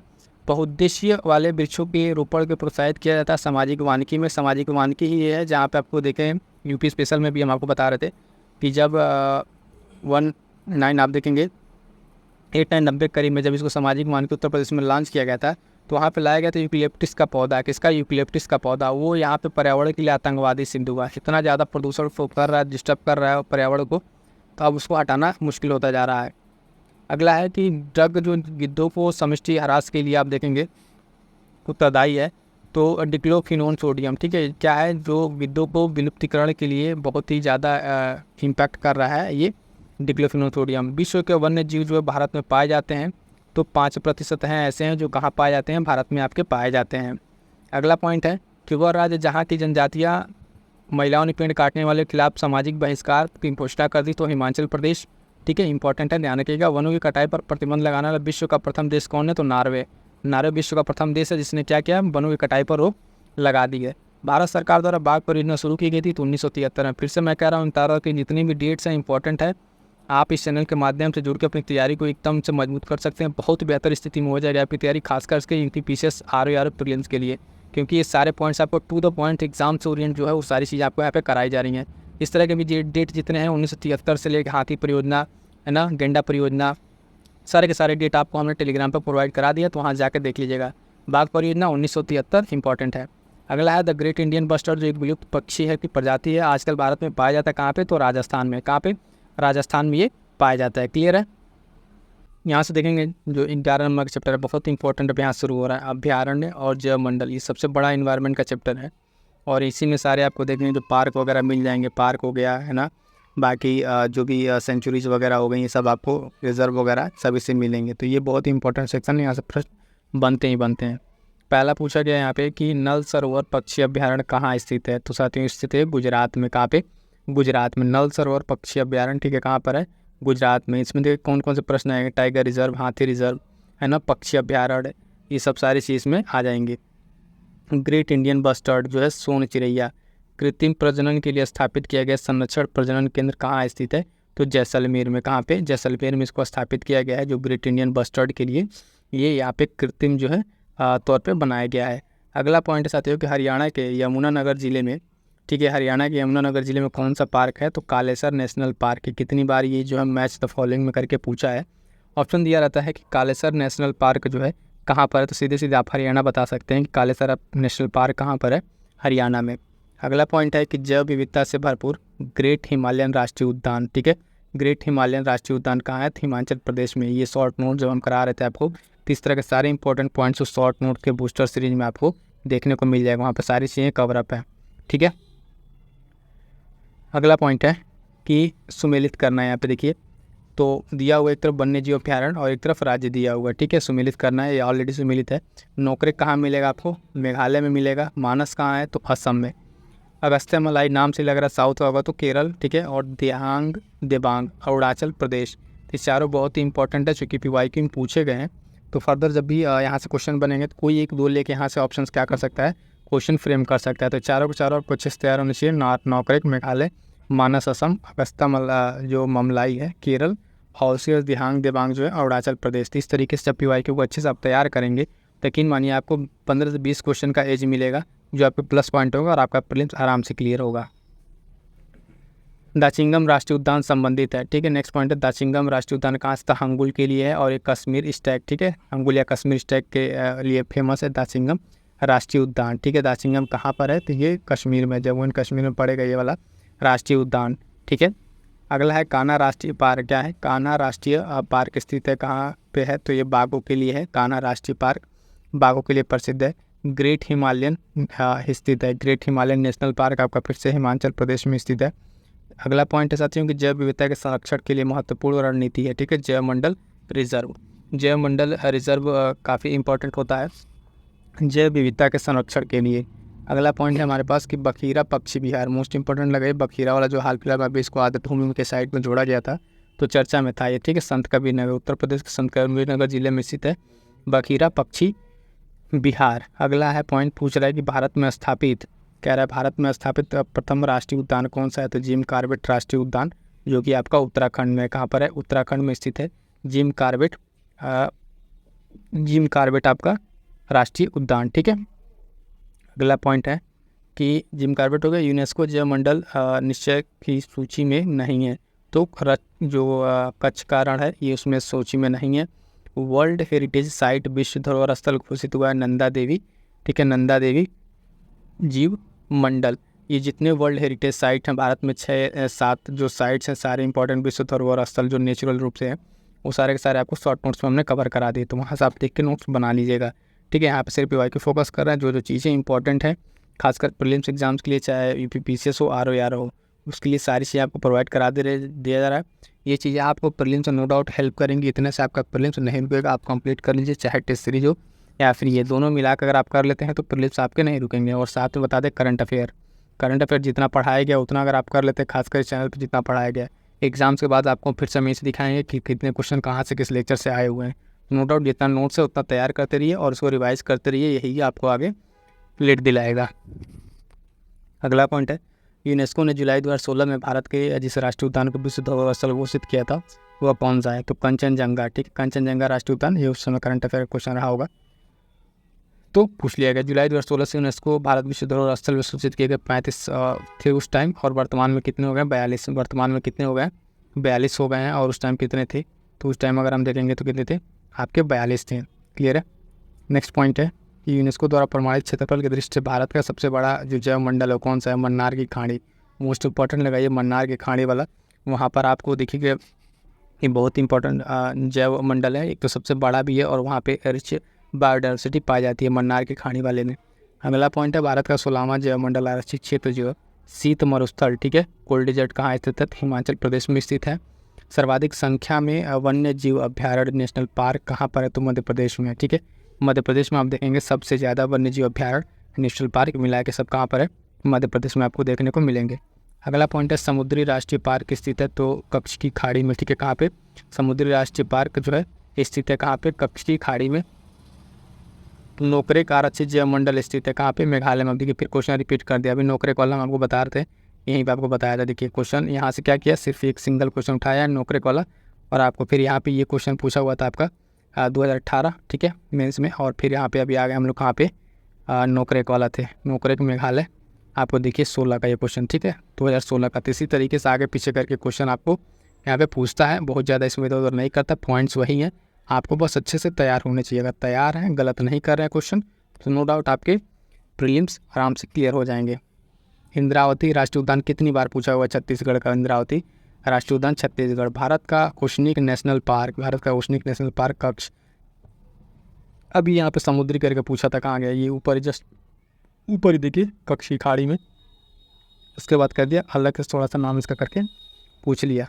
अगला है इंपॉर्टेंट है ये वाला, देखिएगा गंगा डॉल्फिन सेंचुरी स्थित है कहाँ पर, सुल्तानगंज में। कहाँ पर, सुल्तानगंज में ये स्थित है गंगा डॉल्फिन सेंचुरी। हाल ही में अगर बात करें टाइगर रिजर्व घोषित किया गया, उसमें करंट अफेयर का था, तो राजा जी राष्ट्रीय पार्क उस टाइम करंट अफेयर का था। बट यहाँ पे ध्यान दीजिए कि राजा जी टाइगर पार्क को जो है अब क्या घोषित कर दिया गया है, यहाँ पे एक टाइगर रिजर्व घोषित कर दिया गया है। अगला पॉइंट है कि भारत का वो अभ्यारण्य जिसमें हाथियों की सबसे अधिक संख्या पाई जाती है, तो काजीरंगा नेशनल पार्क कहाँ पर, असम का। कहाँ पे, असम का है। यहाँ पर अगर आप देखेंगे तो सबसे ज़्यादा आपको हाथियों की संख्या देखने को मिलेगी। राजीव गांधी राष्ट्रीय उद्यान कहाँ स्थित है, तो कर्नाटक में। कहाँ पर, कर्नाटक में स्थित है। नंदा देवी जैव मंडल आरक्षित क्षेत्र तो विश्व धरोहर स्थल है, और कहाँ पर है ये, तो उत्तराखंड में। कहाँ पर है, उत्तराखंड में स्थित है। अगला पॉइंट देखेंगे कि जंगल महल कहलाने वाला क्षेत्र कहाँ स्थित है, तो पश्चिम बंगाल में। ठीक है, जंगल महल कहलाने वाला एक क्षेत्र है जो कहाँ स्थित है, तो आप देखेंगे पश्चिम बंगाल में स्थित है। चिनार वन्य जीव विहार कहाँ स्थित है, तो केरल में। ठीक है, ये सब जो अलग अलग नाम के डिफरेंट लग रहे हैं, अगर आपको लग रहा है कि हाँ थोड़ा अलग नाम है तो उसको पहले तैयार कर लीजिएगा। ये सारे नाम जो भूलने वाले रहता है वो पहले पूछता है, खासकर रिपीटेशन उन्हीं का होता है, इसका ध्यान रखिएगा, केरल में। अगला पॉइंट है हमारे पास कि बाघों का प्रमुख रिजर्व सरिस्का जो है स्थित है कहाँ पर, तो राजस्थान में। ठीक है, सरिस्का कहाँ पर स्थित है, तो राजस्थान में स्थित है। अगला पॉइंट देखेंगे कि अति विवादित बबली प्रोजेक्ट, ठीक है, किससे संबंधित है, ये महाराष्ट्र से संबंधित है बबली प्रोजेक्ट। मिजोरम में स्थित कौन सा टाइगर रिजर्व है, तो दम्फा। ठीक है, दम्फा टाइगर रिजर्व कहाँ पर है आपका देखेंगे तो मिजोरम में स्थित है। अगला पॉइंट है भारत में सबसे बड़ा बाघ आवास कहाँ पाया जाता है, तो आंध्र प्रदेश में, ठीक है। आंध्र प्रदेश में जो बाघ का सबसे बड़ा नागार्जुन करके नाम है इसका, ठीक है। तो वो वाला क्या है, बाघ का सबसे बड़ा आपका आवास है, प्राकृतिक तौर पर आप देखेंगे सबसे बड़ा आंध्र प्रदेश में मिलेगा। 2 राज्यों में विस्तृत बाघ आरक्षित क्षेत्र कहाँ पर है, तो पेंच कहाँ पर है, ये मध्य प्रदेश में है, ठीक है। इसको ध्यान रखिएगा। अभी हाल फिलहाल में यहाँ पे डार्क नाइट रिजर्व बनाया गया पेंच मध्य प्रदेश वाले पार्क में, तो करंट अफेयर क्वेश्चन है, ध्यान रखिएगा। रानी झांसी जो है समुद्र पार्क स्थित कहाँ पर है, तो 1996 में इसकी स्थापना होती है और है अंडमान निकोबार में। कहाँ पे, अंडमान निकोबार में इसकी स्थापना कब होती है, ध्यान दीजिएगा। 2 है, एक समुद्री राष्ट्रीय पार्क, ठीक है, गुजरात के कच्छ वाला था, दूसरा ये नाम से रानी झांसी। तो 1996 में इसकी स्थापना होती है और ये स्थित कहाँ है, अंडमान निकोबार में, ठीक है। अंडमान निकोबार में ये स्थित है, क्लियर है। नेक्स्ट देखेंगे, इसमें सम्मिलित करना है, एक तरफ दिया राष्ट्रीय पार्क वन्य जीव अभ्यारण्य और एक तरफ देश दिया हुआ है, तो ये ऑलरेडी यहाँ पर मैच है, ठीक। पहला देखेंगे बखान कॉरिडोर नेचर रिफ्यूज अफगानिस्तान, ये सब उस समय करंट अफेयर में जो रहा था उस तत्काल प्रभाव में वो सब चीज़ें यहाँ पे पूछी गई। इस तरह के जब भी अगर आ रहे हैं अगर पेपर में, तो जानिए कि कहीं न कहीं अगल बगल चर्चा में थे, जिस वजह से इनको इस तरह से मिलान करने को आ रहा है। अच्छे फोक सोंडू राष्ट्रीय पार्क आपका नेपाल का। उसके बाद से है अगला देखेंगे कि नगरीय राष्ट्रीय पार्क, कौन सा, नगरीय राष्ट्रीय पार्क आपका चीन का। और इसके बाद से बता दें कौन से लास्ट है आपका बमडेलिंग वन्यजीव अभ्यारण्य कहाँ का, भूटान का। ये चारों नेशनल है, किस ईयर का ये पूछा हुआ है देखेंगे तो 2013 का, ठीक है। एसआई एग्ज़ाम में, फूड एसआई एग्ज़ाम में ये पूछा गया था। तो इसमें क्या है कि जितना PYQ कर रहे हैं इस वाले सेशन में, खासकर आप देखेंगे उत्तर प्रदेश में चाहे PCS का एग्ज़ाम हो, ठीक है, PCS एग्ज़ाम हो, RO एग्ज़ाम हो, चाहे अन्य कोई भी उत्तर प्रदेश का एग्ज़ाम हो, चाहे टेक्निकल एग्ज़ाम हो, जो भी उत्तर प्रदेश, उसमें जितना आपका PYQ है सारा का सारा इसमें कंप्लीट है। तो इस वजह से आपके लिए खासकर जो उत्तर प्रदेश का देख रहे हैं तो उसमें आपके लिए बहुत हेल्प करने वाला है, क्योंकि इससे बाहर प्रश्न नहीं जाएंगे। अगला है फिर से सम्मिलित करने वाला जैव मंडल भंडार और स्थिति, तो नोकरेक फिर से देखिए असम, ये मेघालय वाला फिर से आ गया, मानस आपका आ गया असम, ठीक, दिबांग अरुणाचल प्रदेश और अगस्ता मलाई फिर से केरल। तो क्या है, ये किसी और एग्जाम में पूछा हुआ था, फिर उसे उठाकर दूसरे एग्जाम में कट पेस्ट कर दिया। तो ये लोग ये पेपर जब बन रहा है तो बहुत हद तक क्या हो रहा है, एक दूसरे पेपर को देख के उसमें जो क्वेश्चन बने रहे हैं उसी को थोड़ा सा इधर उधर करके लोग पूछ ले रहे हैं। अगला देखेंगे, बहुत इंपॉर्टेंट है, कितनी बार ये पूछा गया है, ध्यान दीजिएगा। कह रहा है कि पेरियार वन्यजीव अभ्यारण्य कहाँ स्थित है, तो केरल में, ठीक है। पेरियार वन्यजीव अभ्यारण्य कहाँ स्थित है, तो ये स्थित आप देखेंगे केरल में। अगला पॉइंट है कि भारत के जैव मंडल में गारो पहाड़ियों पर फैला हुआ है, ठीक है, तो कौन सा है, तो नोकरेक जो आप देखेंगे मेघालय भी हम लोग बात करते हैं मेघालय का, तो गारो खासी जयंती पहाड़ी कहाँ पर, ये नोकरेक वाला रीजन में आपको देखने को मिलेगा। अगला पॉइंट है वन्यजीव अभ्यारण्य, ठीक है, और राज्य, इन दोनों को मैच करना है। फिर से आप देखेंगे यहाँ पर सुमिलित है।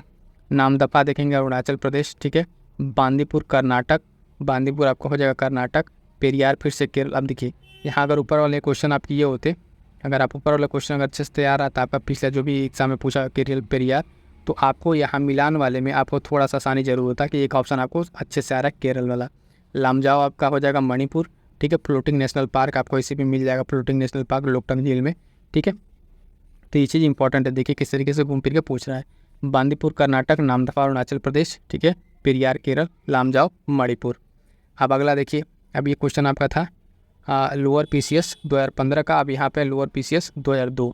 अब ये क्या है, PYQ फिर इसी क्वेश्चन बनाया था, अगले में क्या कर रहा है मैच करने के लिए, फिर वही बांधवगढ़ मध्य प्रदेश, बांदीपुर आ गया कर्नाटक वाला, अभी ऊपर ही था ना कर्नाटक बांदीपुर, उसके बाद से रोहिल्ला गुजरात, हिमाचल प्रदेश और गिर जो है गुजरात वाला। तो इस तरह के से पॉइंट ध्यान रखेंगे कि जब भी PYQ प्रश्न आपको अच्छे से तैयार रहेंगे तो 5 से 10 क्वेश्चन तो आप हमेशा लीड में रहेंगे, वो चीज़ आपको गलत नहीं होने से। कभी आपको लगेगा कि क्वेश्चन बहुत नया है, लेकिन पीछे जाकर अगर आप देखेंगे 10 साल 15 साल पीछे का जो पेपर में, या फिर 8 साल पेपर पीछे जाकर देखेंगे, तो आपको लगेगा कि नहीं ये पेपर तो क्वेश्चन पूछा हुआ है।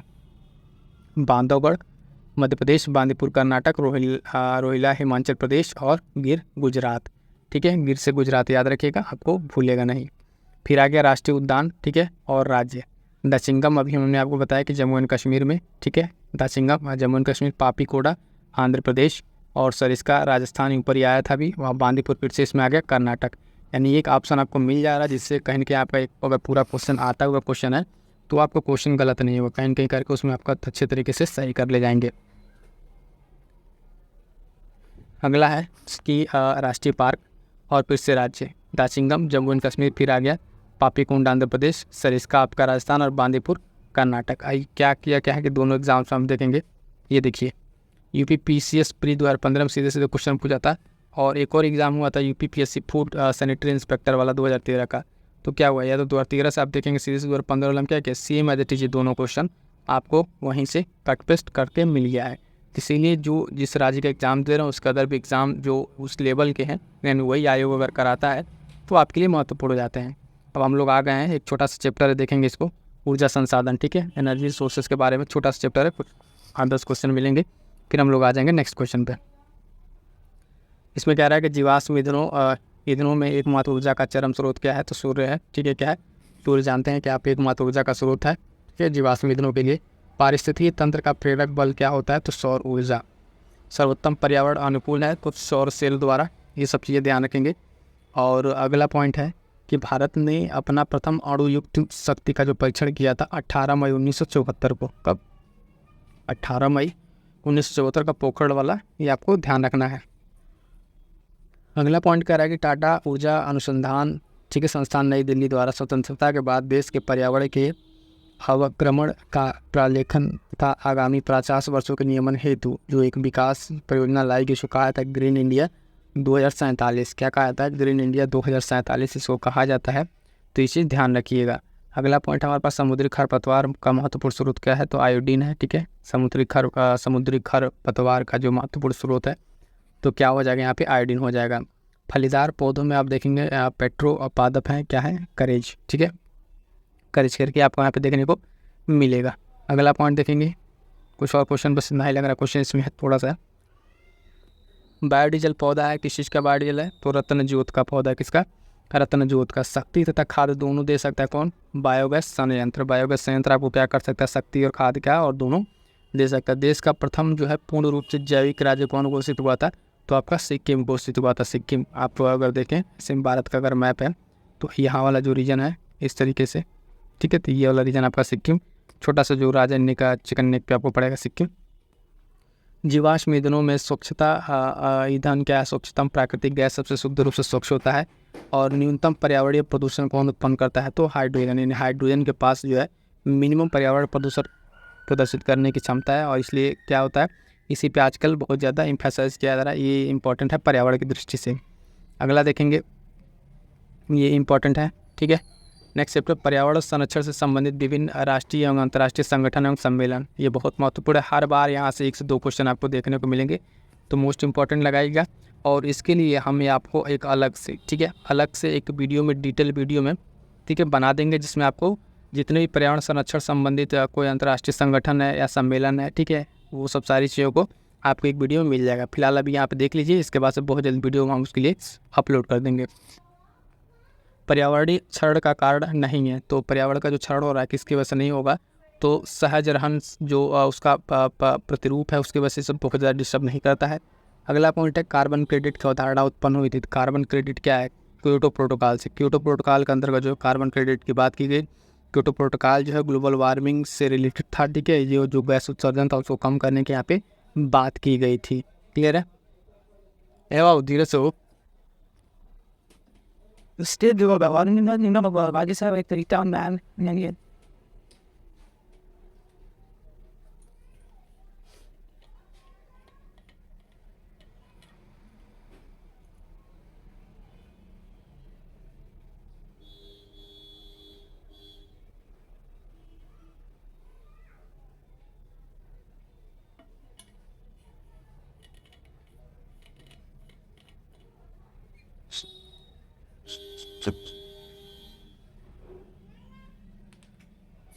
And like one dog right out.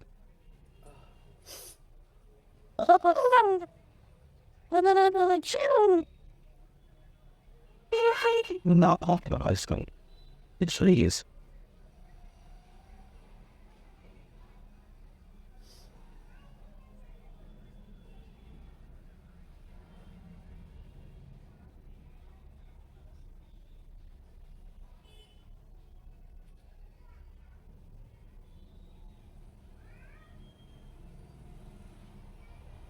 No.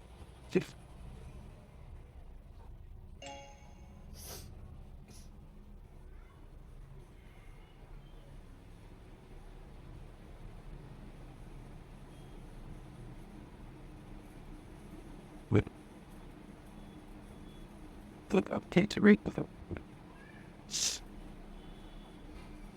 The US audio is putting was sent to them.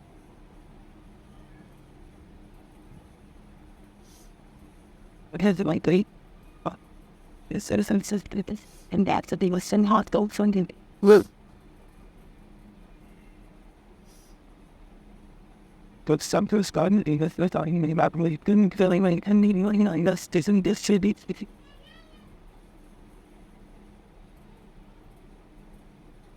I took all the community out in the years of the ability. Had this in the experience. Including it in case with this is the bullet the body I think it would do it.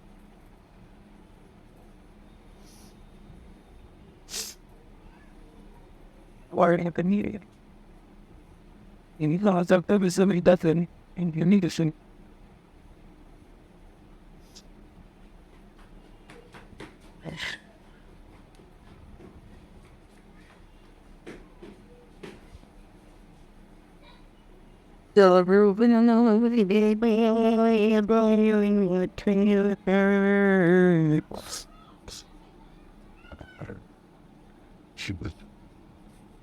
Next है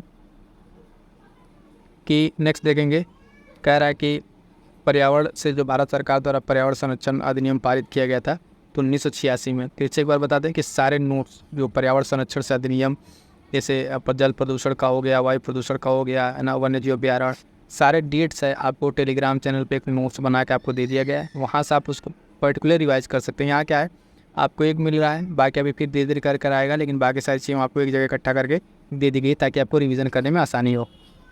next देखेंगे, फिर से वही सूची सुमेलित करने को दिया है, पारित वर्ष दिया हुआ है तो इम्पॉर्टेंट है। वन संरक्षण अधिनियम 1980 याद कर लिए यहीं से। पर्यावरण संरक्षण अधिनियम 1986 मोस्ट इंपॉर्टेंट है, कितनी बार पूछा गया है। वायु प्रदूषण जो है 1981 और जल प्रदूषण 1974। ठीक है, ऊपर का दो ये बहुत मोस्ट इंपॉर्टेंट है, 80 और 86 वाला। एक वन संरक्षण है, एक पर्यावरण संरक्षण है। तो 1980 और 1986 वाले मोस्ट इंपॉर्टेंट है। मैं कहूँगा इन दोनों को तो कभी मत भूलिएगा, बाकी थोड़ा सा इधर उधर तो काम चल जाएगा आपका। अगला इंपॉर्टेंट है, कह रहा है केंद्रीय पर्यावरण वन एवं जलवायु परिवर्तन मंत्रालय, भारत सरकार ने डॉल्फिन डे मनाने के लिए घोषणा की थी। तो 5 अक्टूबर को डॉल्फिन डे मनाया जाएगा। ठीक है, डॉल्फिन डे कब मनाया जाएगा? 5 अक्टूबर को मनाया जाएगा। भारत सरकार द्वारा पर्यावरण संरक्षण अधिनियम पारित किया गया था। फिर से देखिए 1986, फिर से क्वेश्चन। रियो शिखर सम्मेलन 1992 का एजेंडा जो है 21 संबंधित है सतत विकास से। किससे? सतत विकास से संबंधित है। अगला देखेंगे, भारत में पर्यावरण मंत्रालय स्थापित किया गया था। तो 1985 में पर्यावरण मंत्रालय स्थापित, मंत्रालय की बात कर रहा है। और फिर वही अधिनियम पारित हुआ 1986 में पर्यावरण का। चिपको आंदोलन संबंधित है, तो पादप संरक्षण से एक बात दिखेगा फिर से यहाँ पे, ये जितने महत्वपूर्ण आंदोलन है, ठीक है, महत्वपूर्ण आंदोलन है पर्यावरण के, उस पर एक अलग वीडियो बना के हमने अपडेट कर दिया है। ये देखिए, इस चैनल के माध्यम से आपको जिन मिलनी जो तैयारी हो रही ना वो आपको मिलेगी। कोई इधर उधर कंटेंट नहीं, कंटेंट वही आपको दिया जा रहा है जो आपके प्रीलिम्स के लिए हेल्पफुल होगा। फिर से ध्यान दीजिएगा, इस तरह के जितने सारे आंदोलन है, खासकर पर्यावरण से, चिपको आंदोलन हो गया, अपिको आंदोलन हो गया, नौदान्य आंदोलन हो गया, इस तरह के जितने पर्यावरण से संबंधित आंदोलन है सभी आपको एक जगह करके एक छोटे से वीडियो में आपको प्रोवाइड कर दिया गया है विथ PDF। अगर फिर भी आप नहीं पढ़ रहे हैं तो ये आपकी रिस्पॉन्सिबिलिटी है कि आप अपने खुद को उतने जिम्मेदार नहीं हैं तो चीज़ों को अच्छे से नहीं कर रहे हैं। बाकी किताब पढ़ने जाइएगा तो वहाँ आपको बहुत सारी चीज़ें मिल जाएंगी, जो एक शॉर्ट मिल रहा है कम समय में करके अपना प्रीलिम्स क्वालिफाई कीजिए और आगे बढ़िए। नेक्स्ट देखेंगे, आपका कौन सा था? चिपको आंदोलन हो गया, हाँ ठीक है। राष्ट्रीय पर्यावरण अभियांत्रिकी जो शोध संस्थान है नीरी, कहाँ स्थित है? नागपुर में। इसको मैं कैसे याद रखता था, कई बार भूल जाता था। पर्यावरण का है और नागपुर में, तो नीरी को याद रखता था नागपुर से। नीरी नागपुर में, इस तरीके से मैं याद रखता हूँ, कई बार ये भूल जाता है। तो राष्ट्रीय पर्यावरण अभियांत्रिकी शोध संस्थान नीरी कहाँ है? नागपुर में। प्राकृतिक संसाधनों के आप देखेंगे उपयोग के संदर्भ में अंतर पीढ़ीगत संवेदनशीलता की घटना है, अस्थायी विकास, इसके बारे में बताया गया है। अगला है, Indian institute of ecology and environment स्थित है कहाँ पर? तो नई दिल्ली में Indian institute of ecology and environment. भारतीय वनस्पति शोध संस्थान लखनऊ में, ये आपको जो है यूपी स्पेशल में देखने को मिलेगा। फिर जो चीज़ें आप देखेंगे उत्तर प्रदेश में स्थित हैं वो आपको यहाँ पे देखने को मिलेंगी। भारतीय वनस्पति शोध संस्थान कहाँ स्थित है? तो देखेंगे लखनऊ में। भारत का वन्य जीव संस्थान कहाँ है? तो देहरादून में स्थित है। और उत्तर प्रदेश में वन महोत्सव सप्ताह कब मनाया जाता है? तो 1 जुलाई से 7 जुलाई। अब देखिएगा थोड़ा सा ट्रेंड बदला हुआ है, ज़्यादातर डेट न पूछ के सप्ताह पूछा जा रहा है। जैसे वन महोत्सव सप्ताह हो गया, पोषण सप्ताह हो गया, है ना, सौर ऊर्जा सप्ताह हो गया, इस तरह के डिफरेंट तरीके से पूछा जा रहा है। तो सप्ताह भी अगर ध्यान रखिएगा, जैसे 1 जुलाई से 7 जुलाई उत्तर प्रदेश में वन सप्ताह मनाया जाता है। अब हम लोग आ गए हैं अगला जल संरक्षण पे। ये 14 नंबर चैप्टर, ठीक है, वाटर कंजर्वेशन। देखेंगे इसमें आर्द्रभूमि दिया हुआ है और राज्य दिया हुआ है, ठीक है। तो टम्बाओ कहाँ है? सिक्किम में। ओराडी जो आर्द्रभूमि है कहाँ पे है? महाराष्ट्र में है। अंसुपा जो है उड़ीसा में है। और यारलपट कहाँ है? मणिपुर में। ये जो इस तरह की आर्द्रभूमियाँ होती हैं, ये जो है करंट अफेयर से रिलेटेड होती हैं, जो करंट अफेयर में चर्चा में रहती हैं वो पूछी जाती हैं। अभी इस बार भी बहुत सारी आर्द्रभूमियाँ भारत में के नॉमिनेट हुई हैं, ठीक है। लगभग इनकी संख्या आप देखेंगे 80+ पहुँच गई है। तो वो सारे आपको करंट अफेयर में अपडेट कर दिए जाएंगे। यहाँ जो PYQ में पूछा हुआ उसको एक बार देख लीजिए। सौज झील आपका मैनपुरी, ठीक है। शेखा झील अलीगढ़। बखीरा झील संत कबीर नगर, बताया ना, संत कबीर नगर वाला बखीरा झील आपको जो ऊपर क्वेश्चन आया था बखीरा झील का, तभी बताया था कि आर्द्रभूमि में सम्मिलित है। सरसई झील इटावा, ठीक है। तो ये सब कहाँ का होगा? यहाँ का होगा, इंपॉर्टेंट है। अगला देखेंगे, इसमें है पराबैंगनी जो विकिरण है, पराबैंगनी विकिरण जो है अवशोषित करने वाली ओजोन परत वायुमंडल में कहाँ आती है? समताप मंडल में आपको मिलती है, स्ट्रेटोस्फीयर में। केबुल लामजाओ राष्ट्रीय उद्यान पार्क किस झील में अवस्थित है? लोकटक झील में। अभी हमने आपको ऊपर जब लोकटक आया था तो वहाँ बताया था मणिपुर, ठीक है, कि लोकटक झील आपका मणिपुर उसमें फ्लोटिंग पार्क जो है स्थित है, केबुल लामजाओ नेशनल पार्क, ठीक। तो इसे ध्यान रखिए, एक दूसरे से रिलेट करके देखेंगे तो अच्छे तरीके से याद भी रहेगा। स्वच्छ समुद्री जल में सूर्य की किरणें कितनी अधिकतम जा सकती हैं? 200 मीटर की गहराई तक जा सकती हैं। और जैविक मरुस्थल कहते हैं, तो किसको? दामोदर नदी को क्या कहते हैं? जैविक मरुस्थल कहते हैं। क्लियर है? देखिएगा कि मिड जो मिसलेनियस है, यानी अब यहाँ तक हमने पर्यावरण का आपका जितने सारे चैप्टर थे जहाँ से क्वेश्चन बने हुए थे PYQ में, सारे के सारे कंप्लीट हो गए हैं। अब जो है मिसलेनियस है, इसमें जो भी पर्यावरण से इधर उधर के जो फैक्ट हैं ये सब इसमें कवर करेंगे और इसी के साथ आपका कंप्लीट हो जाएगा इन्वायरमेंट, पर्यावरण का पूरे PYQ आपको एक साथ यहाँ पे कंप्लीट हो जाएगा। नेक्स्ट देखेंगे इसका मिसलेनियस का। कह रहा है कि भारत में आपदा प्रबंधन के लिए राष्ट्रीय आपदा प्रबंधन डिवीजन के लिए मंत्रालय का एक नोडल डिवीजन है। राष्ट्रीय आपदा प्रबंधन प्राधिकरण का अध्यक्ष कौन होता है? तो प्रधानमंत्री होता है, ठीक है। राष्ट्रीय आपदा प्रबंधन के अध्यक्ष कौन होते हैं? प्रधानमंत्री। जिस तरीके से नीति आयोग के होते हैं उसी तरीके से इसके अध्यक्ष प्रधानमंत्री होते हैं। इको मार्क क्या है? तो इको मार्क आप देखेंगे इन्वायरमेंट फ्रेंडली जो कंटेंट है उसके लिए ये दिया जाता है इको मार्क। और फ्लाई ऐश प्रदूषण होता है, ठीक है, इससे उत्पन्न होता है फ्लाई ऐश प्रदूषण। तो आप देखेंगे ताप विद्युत संयंत्र से क्या होता है? फ्लाई ऐश प्रदूषण होता है। वह स्तनधारी जो अंडे देता है, तो यहाँ पे इसका नाम है इकीडना, ठीक है, इकीडना नाम याद रखेंगे।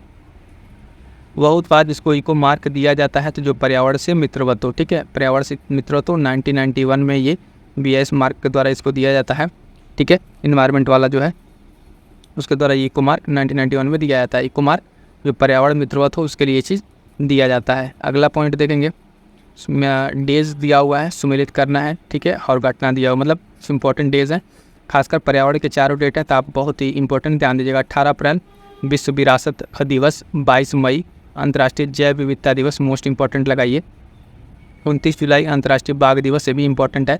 5 दिसंबर विश्व मिट्टी दिवस। अभी इसमें 2-3 डेज और हैं, जैसे पृथ्वी दिवस, ठीक है, 22 अप्रैल, और 22 मार्च जल दिवस, तो ये दोनों याद रखिएगा, पर्यावरण से भी रिलेटेड है।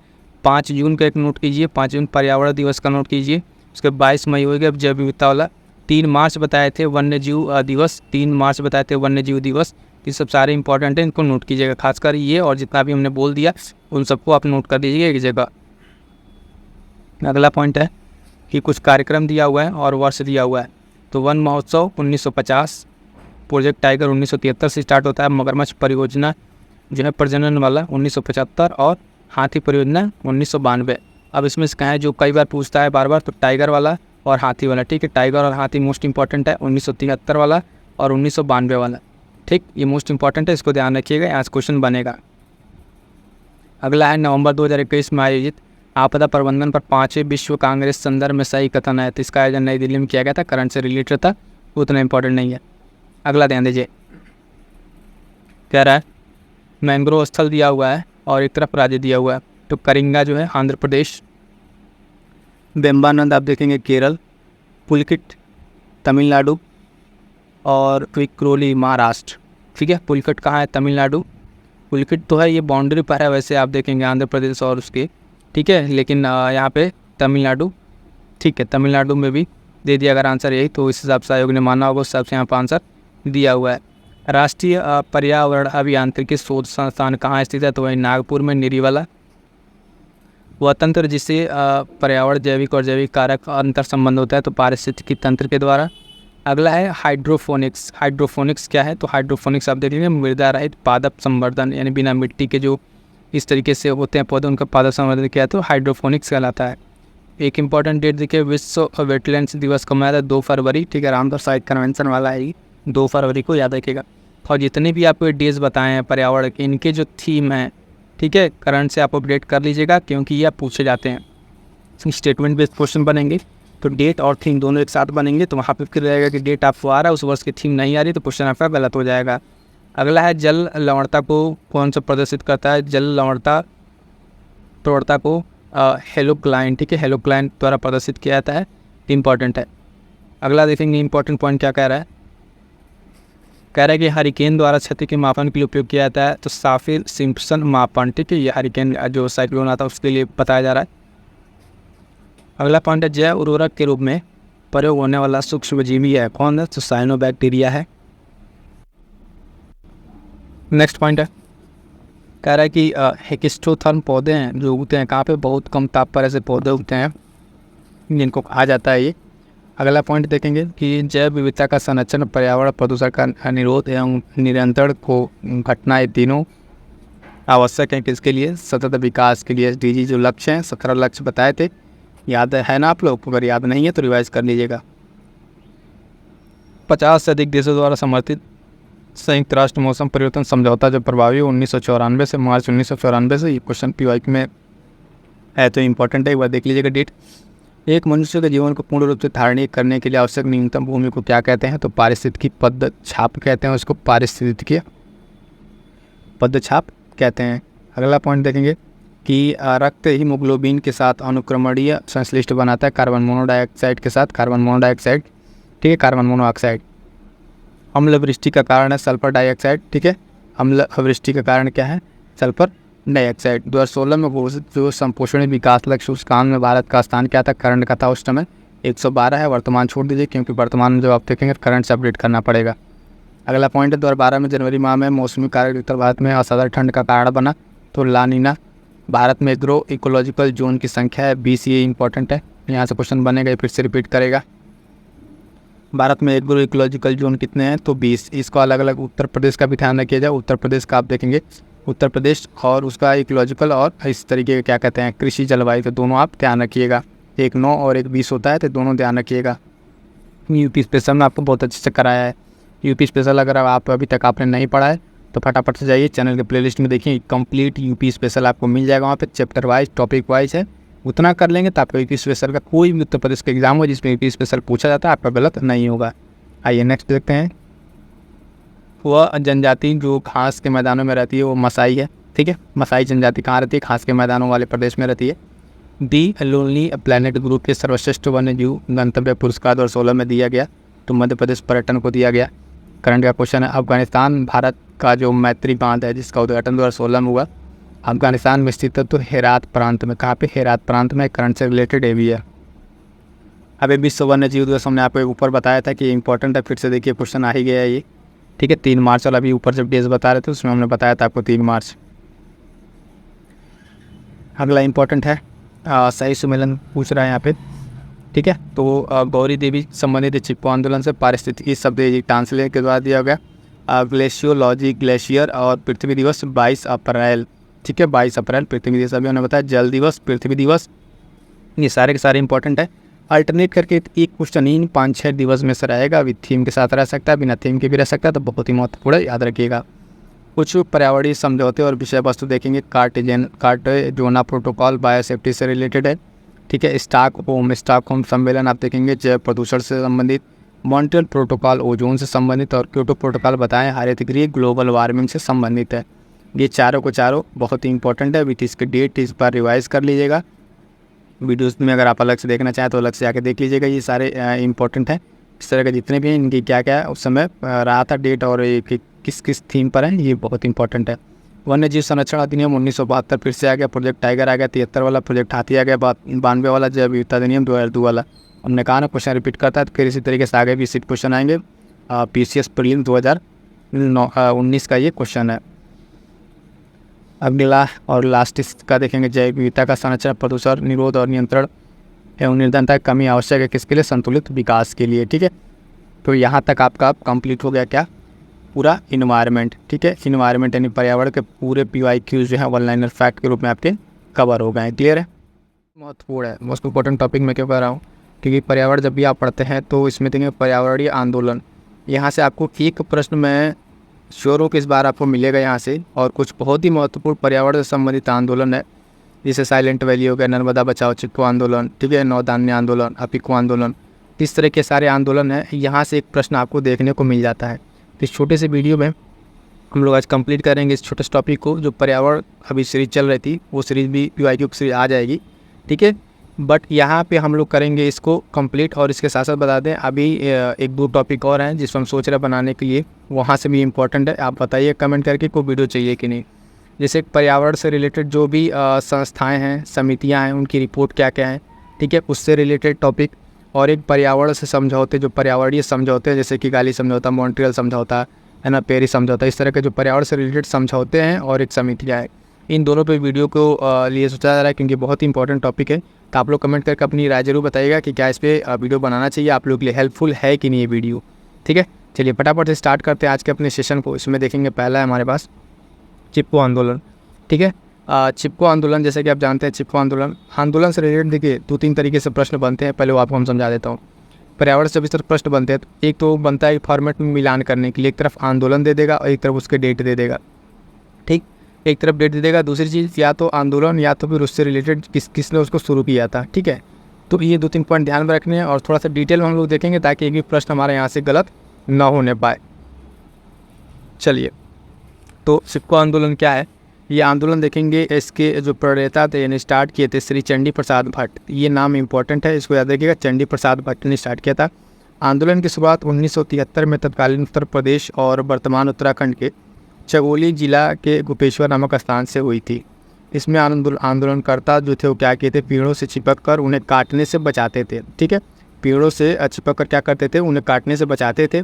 और इसमें अगर हम बात करें, एक नाम आता है श्री सुंदरलाल बहुगुणा। ठीक है, चिपको आंदोलन के प्रणेता चंडी प्रसाद भट्ट के प्रमुख थे। ये पॉइंट जो मैं बता रहा हूँ चिपको आंदोलन से 2 पॉइंट 3 पॉइंट अच्छे समझिएगा। पहली चीज़ कि अगर चिपको आंदोलन के प्रणेता के तौर पे पूछ रहा है, यानी प्रणेता यानी स्टार्ट कौन किया था, तो चंडी प्रसाद भट्ट है। ठीक है, उसमें नाम आता है सुंदरलाल बहुगुणा का, जो है इनके साथ मिलके इन्होंने प्रमुख सहयोगी थे। नाम इनका बहुत ज़्यादा आता है, लेकिन कहीं अगर बात करेंगे क्वेश्चन चिपको आंदोलन की, तो आप पहले लगाएंगे इसको चंडी प्रसाद भट्ट, अगर दिया रहेगा ऑप्शन में तो इनको लगाएंगे। स्टार्ट कहाँ से हुआ था, तो आप देखेंगे चगोली जिला है, ठीक है, उत्तराखंड, जो वर्तमान उत्तराखंड में, वहाँ पे स्टार्ट हुआ था, और 1973 में ये स्टार्ट हुआ था। ठीक है, तो इतनी सारी चीज़ें हमें इसके बारे में ध्यान रखना है। ठीक, तो वो चिपको आंदोलन में पॉइंट, और एक पॉइंट और है जो हमें ध्यान रखनी है, यहाँ देखिएगा, जो मेन पॉइंट है वो पॉइंट हम आपको डिस्कस कर दे रहे हैं, बाकी आपका इसी तरीके शॉर्ट नोट्स बना लीजिएगा। श्री सुंदरलाल बहुगुणा जो है टेरी बांध आंदोलन के जनक कहते हैं। यहाँ पे इनका नाम याद रखिएगा, सुंदरलाल बहुगुणा जो है वो टेरी बांध जो आंदोलन है उसके ये जनक के रूप में जान जाते हैं। ठीक है, तो ये पॉइंट याद रखिएगा। अगला हमारे पास है साइलेंट वैली आंदोलन। कौन सा आंदोलन, साइलेंट वैली आंदोलन। ये क्या है साइलेंट वैली, तो ये देखेंगे इस आंदोलन की शुरुआत जो है साथियों 1973 में जो है केरल के खुंती पुंज नदी पर बनाए जा रहे कुंदर जो मुख्य जल विद्युत परियोजना उसके विरोध में चल रहा था। तो साइलेंट वैली जो है आपका रिलेटेड कहाँ से है, केरल से रिलेटेड हो जाएगा। 1973 में इसकी शुरुआत होती है। ठीक है, और ये बेसिकली किस तरीके से इस आंदोलन का रूप क्या था कि एक बांध बनाया जा रहा था। ठीक है, कुंती पुंज नदी थी, उस पर एक बांध बनाया जा रहा था। ठीक, उसी पे जल विद्युत परियोजना जो थी उसको, उसी के विरोध में वहाँ पे जैव विविधता थी जो वहाँ उसको बहुत ज़्यादा नुकसान हो रहा था। तो इस तरह के चीज़ों को रोकने के लिए वहाँ पे आंदोलन चलाया गया था।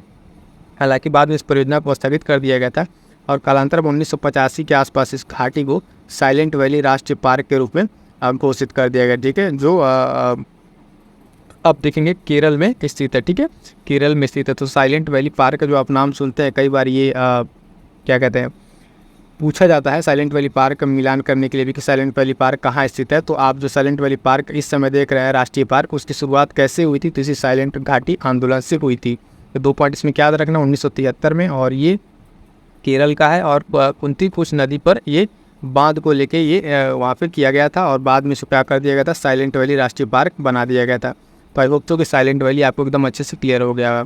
अगला पॉइंट है हमारे पास कि जंगल बचाओ आंदोलन। ठीक है, क्या है जंगल बचाओ आंदोलन? जंगल बचाओ आंदोलन क्या है, इसमें देखेंगे इस जंगल बचाओ आंदोलन को अग्रीड गेम पॉलिटिकल पॉपुलिज्म की संज्ञा दी जाती है। यानी जंगल बचाओ आंदोलन देखेंगे आप 1980 में स्टार्ट हुआ, जो वर्तमान के झारखंड, ठीक है, यानी उस समय की बात है जब, तो बिहार और उड़ीसा में स्टार्ट हुआ था। यानी जिस समय की शुरुआत हुआ था जंगल बचाओ आंदोलन, उस समय वो बिहार और उड़ीसा था, लेकिन वर्तमान में कहाँ पर है, ये झारखंड में है। ठीक है, तो याद रखेंगे जंगल बचाओ आंदोलन, इसका एक अलग नाम दिया था कि अग्रीड गेम पॉलिटिकल पॉपुलिज्म, ये नाम याद रखिएगा। ठीक है, जंगल बचाओ आंदोलन 1980 में स्टार्ट किया गया था और कहाँ पर, अभी झारखंड में है, और उस टाइम पे कहाँ पे था, बिहार और उड़ीसा में था। यहाँ पे क्या हुआ था कि जब प्राकृतिक साल के वृक्ष को काटकर उसके स्थान पर कीमती सागवान वृक्षों को रोपण की योजना बनाई गई, तो सिंह भूमि क्षेत्र के आदिवासी आंदोलित हुए थे और जंगल बचाओ आंदोलन के में अपना आक्रोश व्यक्त किए थे। तो अभी जो झारखंड वहाँ पे कौन से रीजन के, सिंह भूमि के। ठीक है, सिंह भूमि में ये क्या हुआ था, वहाँ पे वृक्षों को काट कर दूसरा वृक्ष लगाया जा रहा था, तो सिलसिले में जंगल बचाओ आंदोलन 1980 याद रखेंगे। 2-3 पॉइंट क्या है कि जंगल बचाओ आंदोलन, बार बार से मैं एक ही पॉइंट कई बार बोल देता हूँ ताकि आपके दिमाग में सेट हो जाए, इसी रिवाइज हो जाए और सेट भी हो जाए कि जंगल बचाओ आंदोलन 1980, ठीक है, 1980 सिंह भूमि क्षेत्र झारखंड। अगला हमारे पास आंदोलन है साथियों, ये भी इम्पोर्टेंट आंदोलन है, ध्यान दीजिएगा। ये पूछा जा सकता है नवधान्य आंदोलन। ठीक है, नवधान्य आंदोलन ये क्या है, नवधान्य आंदोलन हम देखेंगे इस आंदोलन को 1982 में वंदना शिवा द्वारा शुरू किया गया था। ठीक, और नवधान्य के वसुधैव कुटुंबकम अर्थात किसी भी गणतंत्र पर आधारित आंदोलन उद्देश्य जैविक खेती से रिलेटेड था और उसमें आप देखेंगे कि इसके माध्यम से जैव विविधता और उसकी विरासत को संरक्षित करना था। क्या करना था, जैव विविधता और उसको संरक्षित करना था। ठीक है, तो ये क्लियर रहेगा। नवधान्य आंदोलन 1982 याद रखिएगा, और किसके द्वारा शुरू किया गया था, वंदना शिवा के द्वारा शुरू किया गया था। बस ये 2 पॉइंट अगर याद रखते हैं तो यहाँ से काम आपका चल जाएगा। अगला है बहुत ही इंपॉर्टेंट है अपिक्को आंदोलन। ठीक है, अपिक्को आंदोलन मोस्ट इंपॉर्टेंट लगाइएगा इसको। ठीक है, अपिक्को आंदोलन कह रहा है मोस्ट इंपॉर्टेंट। ये क्या है कि अपिक्को आंदोलन, ठीक है, इसका क्या है, ये चिपको आंदोलन की तरह ही है, लेकिन अंतर इतना था कि चिपको आंदोलन जो है आपका उत्तर भारत में था और अपिक्को आंदोलन दक्षिण भारत में केंद्रित था। तो सिंपल सा आपसे क्वेश्चन यहाँ बन सकता है कि अगर आपसे पूछे कि अपिक्को आंदोलन जो है चिपको आंदोलन की तरह कौन सा एक आंदोलन स्टार्ट हुआ था, तो अपिक्को आंदोलन, और ये कहाँ पे स्टार्ट हुआ था, दक्षिण भारत में। जिस तरीके से चिपको आंदोलन आप देखते हैं कि उत्तर भारत में है, तो ये कहाँ पर है, दक्षिण भारत में है। ये भी क्या है, पर्यावरण संबंधी जागरूकता के लिए आंदोलन हुआ था जो 1983 ईस्वी में कर्नाटक के उत्तर कन्नड़ क्षेत्र में स्टार्ट हुआ था। इसके जो प्रणेता थे श्री पांडुरंग हेगड़े। ठीक है, इनका नाम याद रखिएगा, मोस्ट इंपॉर्टेंट है। अपिक्को आंदोलन से फिर वही चीज़ हमें 2-3 चीज़ याद रखनी है। क्या क्या, तो पहला चीज़ कि इसका डेट, ठीक है, 1983 ध्यान रखेंगे, अपिक्को आंदोलन 1983। शॉर्ट नोट्स के फॉर्म में आप इसको इस तरीके से नोट कर लीजिएगा, या फर्दर हम आपको शॉर्ट नोट्स आपको टेलीग्राम पे प्रोवाइड करा देंगे। बट यहाँ पे हम ये चाहते हैं कि आपको जब एक टॉपिक वाइज करा रहे हैं तो डिटेल्स में करा दे थोड़ा, ताकि चीज़ें आप पूरा एक होता है ना क्लियर रहे कि क्या क्या इसमें बातें हुई थी, क्या आंदोलन था। अगर अदरवाइज अभी सिर्फ इसको अभी आपको डेट बता देते या फिर कौन शुरू किया तो आपको बहुत शॉर्ट हो जाता। बट ये टॉपिक बहुत इंपॉर्टेंट है, इसलिए हमने क्या किया कि यहाँ पे आपको थोड़ा सा डिटेल में बता दे रहे। फर्दर इसका शॉर्ट नोट्स जो है रिवीजन के लिए हम आपको प्रोवाइड करा देंगे टेलीग्राम चैनल पर। ठीक है, जो साथी नहीं जुड़े हैं टेलीग्राम से जुड़ जाइएगा, वहाँ पर आपको सारे नोट्स PDF मिल जाते हैं। ठीक है, तो बात कर रहे थे हम लोग कि अपिक्को आंदोलन कितना था, 1983, और ये कहाँ पे स्टार्ट हुआ आपको देते हैं, कर्नाटक में। कहाँ पे, कर्नाटक याद रखिएगा, उत्तर कन्नड़ क्षेत्र। इसके जो प्रणेता थे उनका बारे में हम बात करते थे, श्री पांडुरंग हेगड़े थे। ठीक, और ये ठीक उसी तरीके से था जिस तरीके से चिपको आंदोलन स्टार्ट था। इन लोगों का एक अपना आंदोलन का एक नारा था कि उलिशु बेलेशु मत्तु बलिशु। ठीक है, इसका मतलब क्या था कि बचाओ, बढ़ाओ और काम में लाओ, इस तरीके के इस आंदोलन का नारा था। और इसने भी वहाँ के जो लोकल लेवल पे आप देखेंगे जैविक विविधता थी, सांस्कृतिक थी, उन सबको एक अच्छे तरीके से संभाल के रखा। अगला पॉइंट हमारे पास है, बहुत ही इंपॉर्टेंट, ये भी कितनी बार पूछा गया है, नर्मदा बचाओ आंदोलन। ठीक है, नर्मदा बचाओ आंदोलन। ठीक है, इस आंदोलन की शुरुआत में आप देखेंगे मेधा पाटेकर का नाम आता है सन 1979 में। ठीक है, आप देखेंगे यहाँ पे स्टार्ट किया गया था। इसका उद्देश्य नर्मदा नदी के ऊपर बनाई जा रही बहुउद्देशीय बांध परियोजना। ठीक है, बहुउद्देशीय बांध परियोजना में इसको स्टार्ट किया गया था। तो ये क्या था, मेधा पाटकर के द्वारा स्टार्ट किया गया था और उसमें कौन कौन से अन्य लोग थे, जो अरुंधति राय, ठीक है, बाबा आमटे, इन लोगों का नाम याद रखिएगा जिनकी इसमें एक भूमिका थी। ठीक है, वर्तमान में यह आंदोलन क्या हुआ है, मंद पड़ चुका है। इस आंदोलन का बहुत ज़्यादा इस समय चीज़ नहीं है, लेकिन यहाँ से क्या प्रश्न वही बनेंगे आपसे कि ये आंदोलन क्या था, कि जो है ये एक नर्मदा नदी के ऊपर एक बांध बनाई जा रही थी, उस बांध को लेके अपोज करने के ये लोग स्टार्ट किए थे। तो नर्मदा बचाओ आंदोलन, मेधा पाटकर, ठीक है, 1989 से, ये ध्यान रखिएगा।